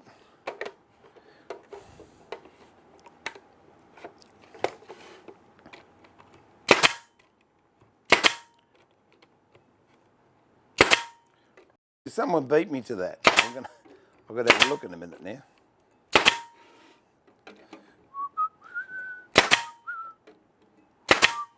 Whoa, out of bullets.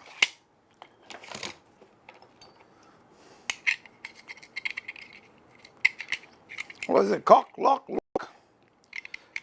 First IA, second IA.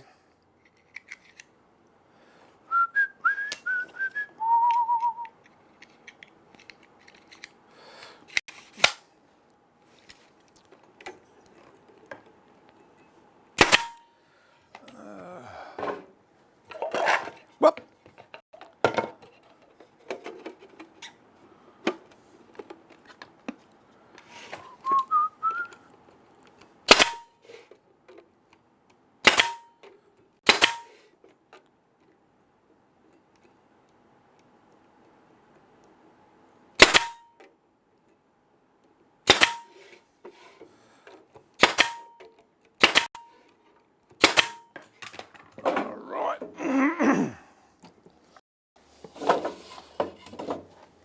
Let me just have a look at this, see how far I've got to go.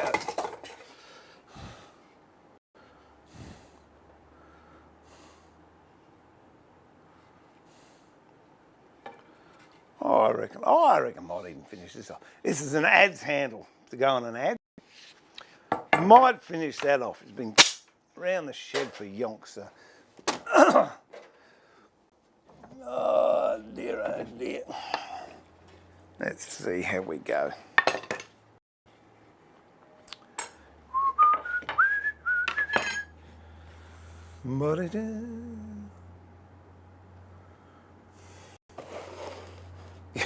You don't trust road runners, that's what I reckon. And if you notice, Michael, it's not until you realise you're in trouble. So go through life just not acknowledging that you could be in trouble and you'll be okay. I'm just looking for a big clamp. Oh, here we go. Will that one do it, or I'll tell you what, I'll take both up that way. That way, I will get it right.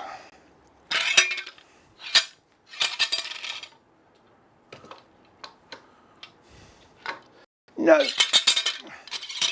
Need the other one. Saved myself a trip there, didn't I? Oh dear.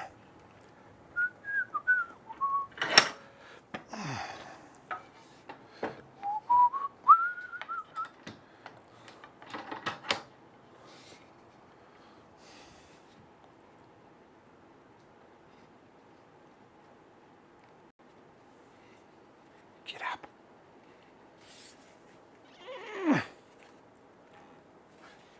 Oh. Okay. This shouldn't take too long to finish. I started this ages ago. The guy I'm doing it for, he made the fatal mistake of saying to me, oh, there's no rush. Well, here's a clue. If I'm making you something, never say to me there's no rush, because I take that very literally.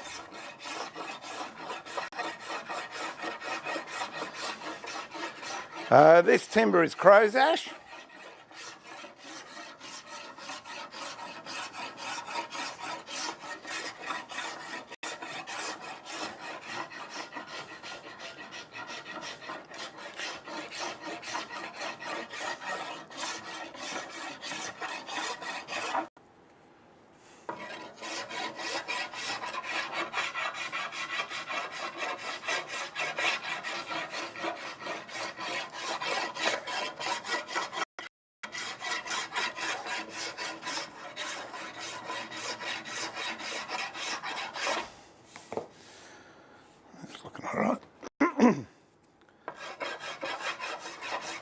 I'm going back the other way because I'm actually going against the grain, the way it was going, and a little bit of it out there.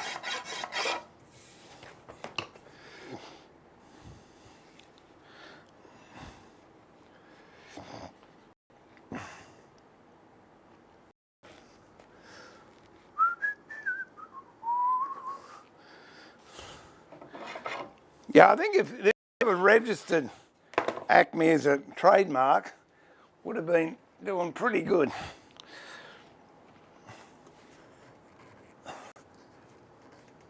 There we go.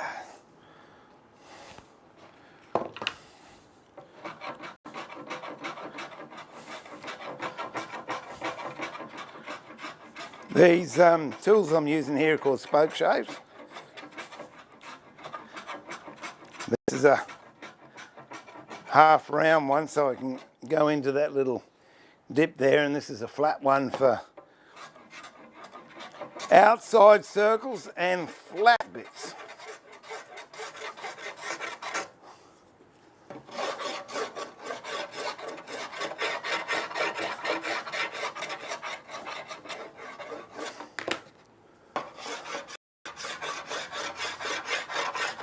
Another name for this is Australian teak, crow's ash or Australian teak.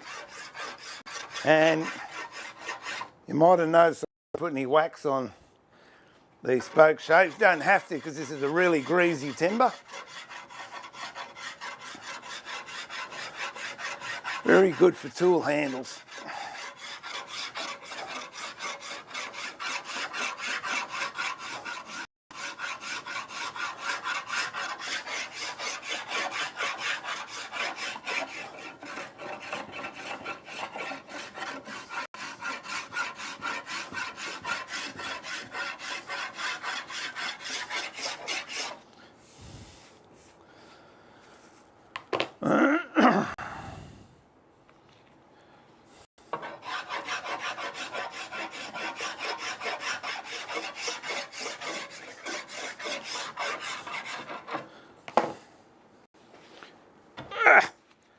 Ooh.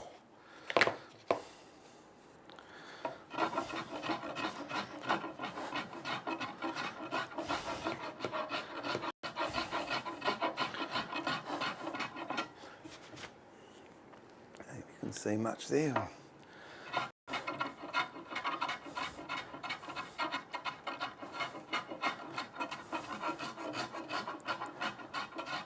Oh! Pushing too hard.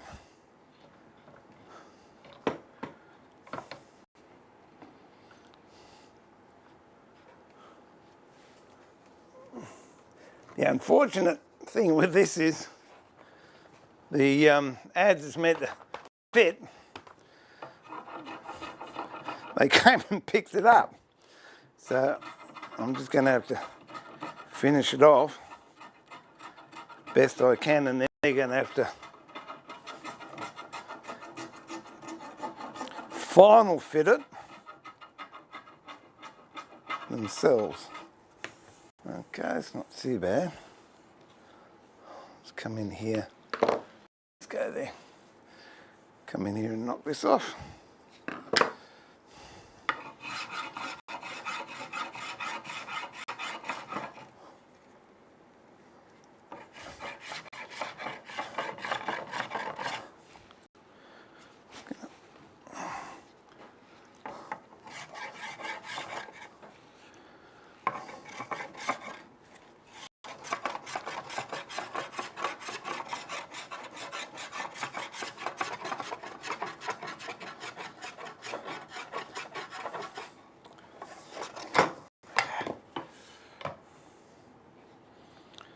Okay. Oh, I know what I'll do. I'll change it around, use a breastplate.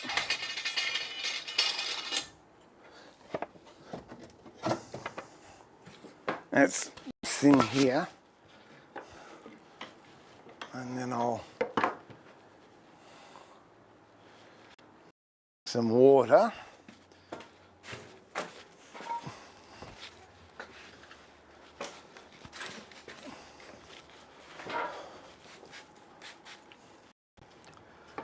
And pop that in the vise. And I use this so it doesn't break my sternum. And I'll do it this way.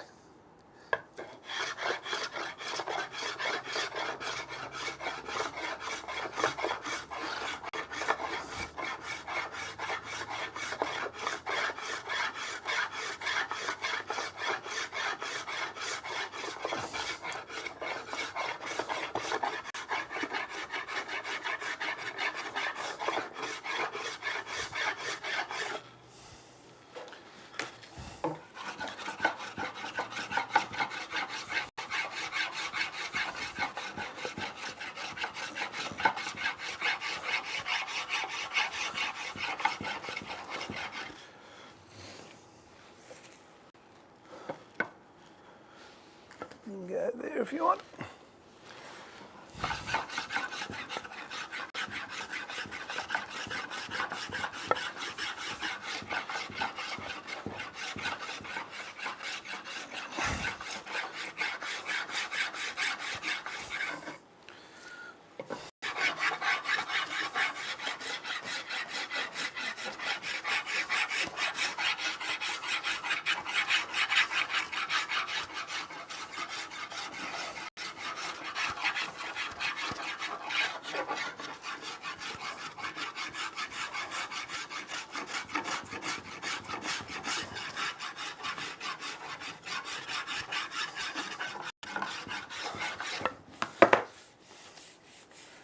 nice and smooth.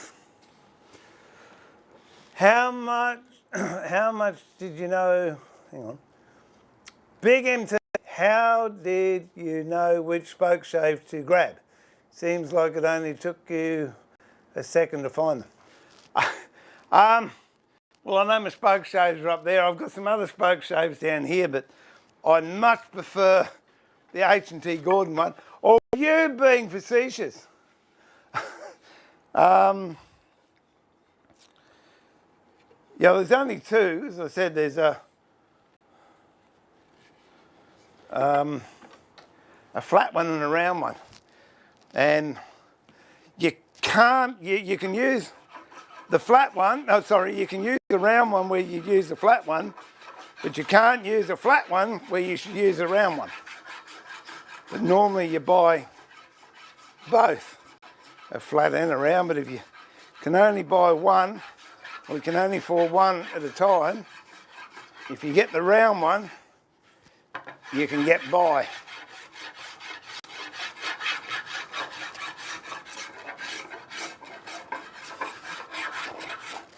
Okay, and this is a bow sander. It's just a piece of timber that I've cut, I don't know what that is, black bean I think. And then you stretch a piece of abrasive between it and you can really get a nice finish. That one's doing there.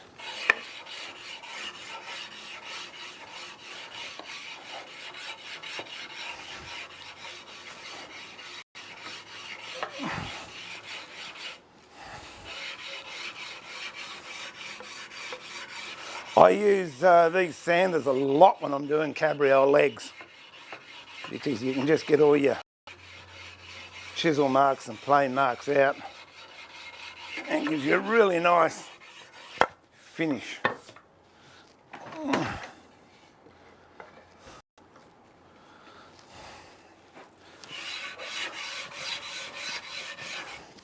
Don't need that for the moment. What kind of Australia's timber would you recommend and not recommend for hand toy? Stay away from gums. Stay away from eucalyptus. Australian cedar is good. That's very, very soft though. Australian rosewood's nice, but it will leak oil. Queensland maple is gorgeous. Can't say anything bad about it. Queensland walnut, which I've just got to go and machine a bit up for somebody as soon as I finish here, I like. What else we got? Blackwood's all right, a bit gnarly sometimes, but not too bad. When I first started, I knew nothing about timber, and I was using a timber called brush box, which is hard and full of silica. But that's what I cut my teeth on, and then when I met Jeff Hanna, who I've referred to many, many times, I started doing work with cedar, and I thought, how long's this been around for? This is awesome. Why would you work with hardwoods when you can work with this stuff? Okay, that's not too bad.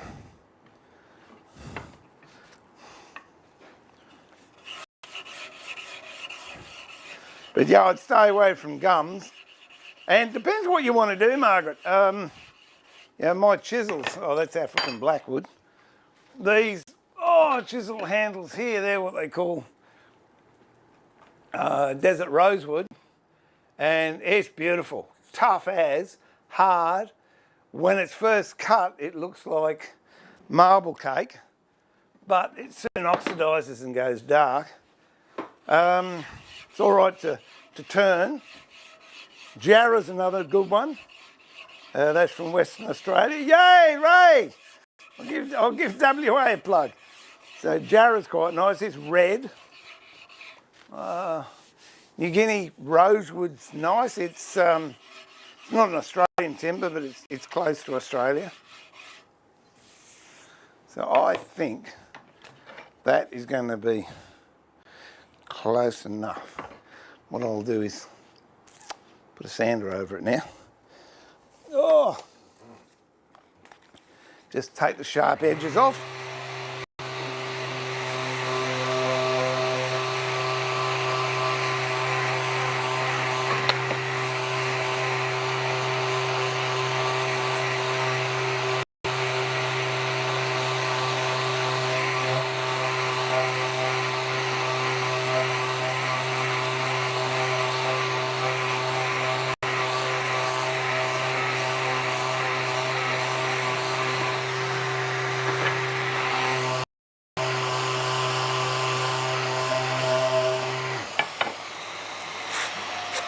Oh, I thought so. That's only 120. I want 100.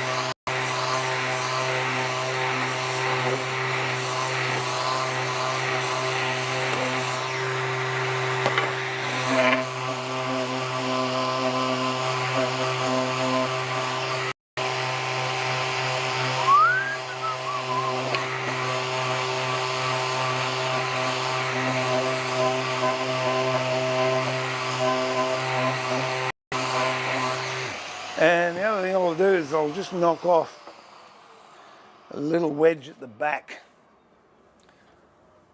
Oh, what do I use? Japanese saw.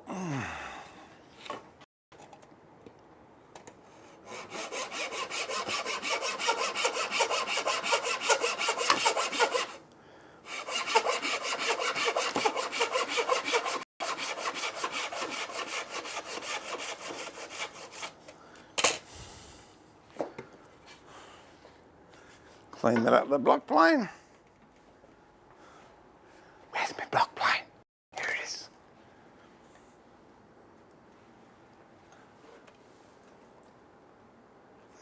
Yeah.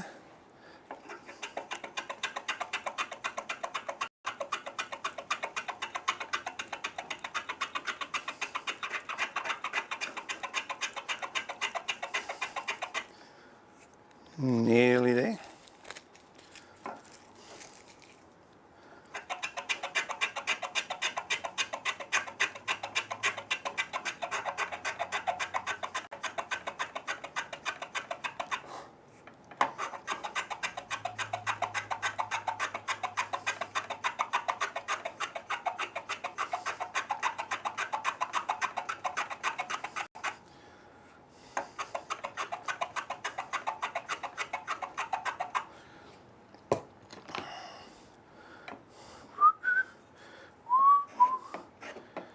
Knock the arrows off.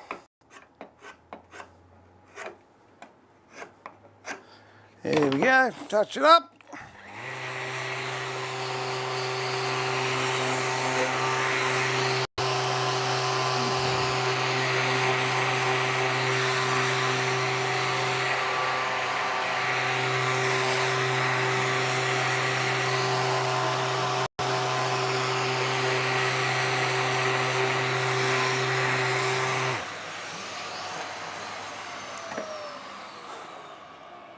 There it is. Looks like a real one now. That's it. It's a handmade adze handle, which I can go and deliver very shortly, which will be good. I'm not going to oil it No, okay, let's whack some oil on it. Oh dear.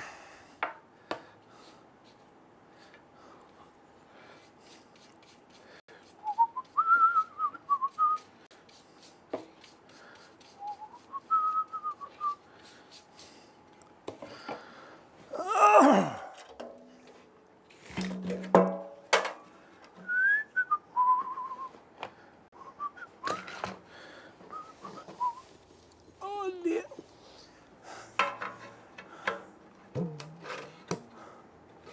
For Jesus.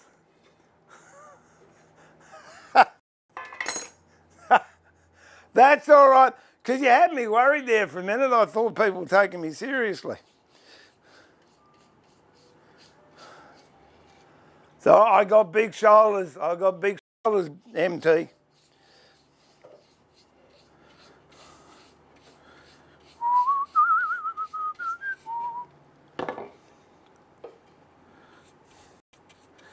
This finish is going to come off when they do a final fit, but it'll look nice when I give it to him.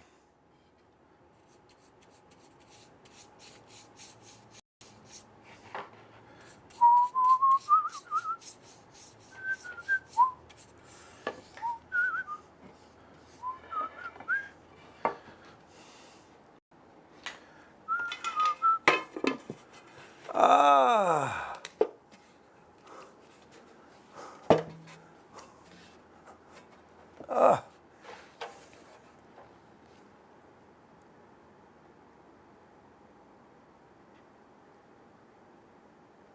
Oh, there actually is products called Acme. Well, there you go. What was the one Tim the Tool Man had? Binford. Binford products, yeah. Has anyone ever registered that?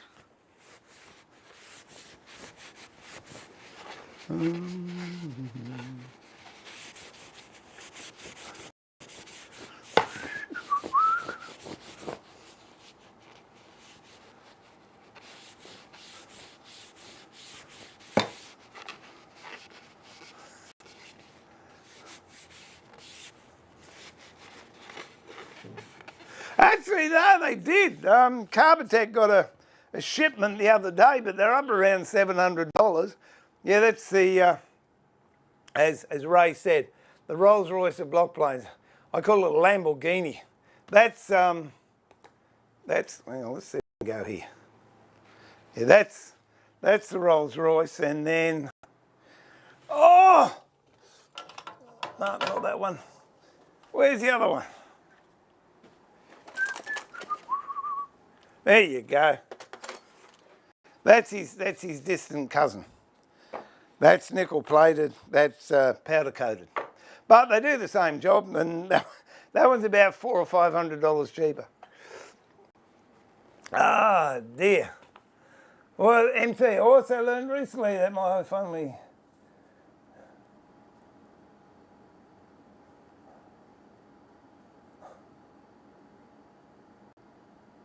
Yeah, well, the thing is, a rip saw you can cross cut with. Not so easy doing a rip cut with a cross cut. But yeah, possibly. I'll see how I go. I might come on this afternoon and I'll sharpen a rip saw, an old distant one. But no, I'm pretty happy with that. Let's see if you can get the full enchilada on it. Oh, there you go. That's it there. Even right down to the little offset kinky bit at the bottom. So that's for an ads, which I will go and deliver very, very shortly.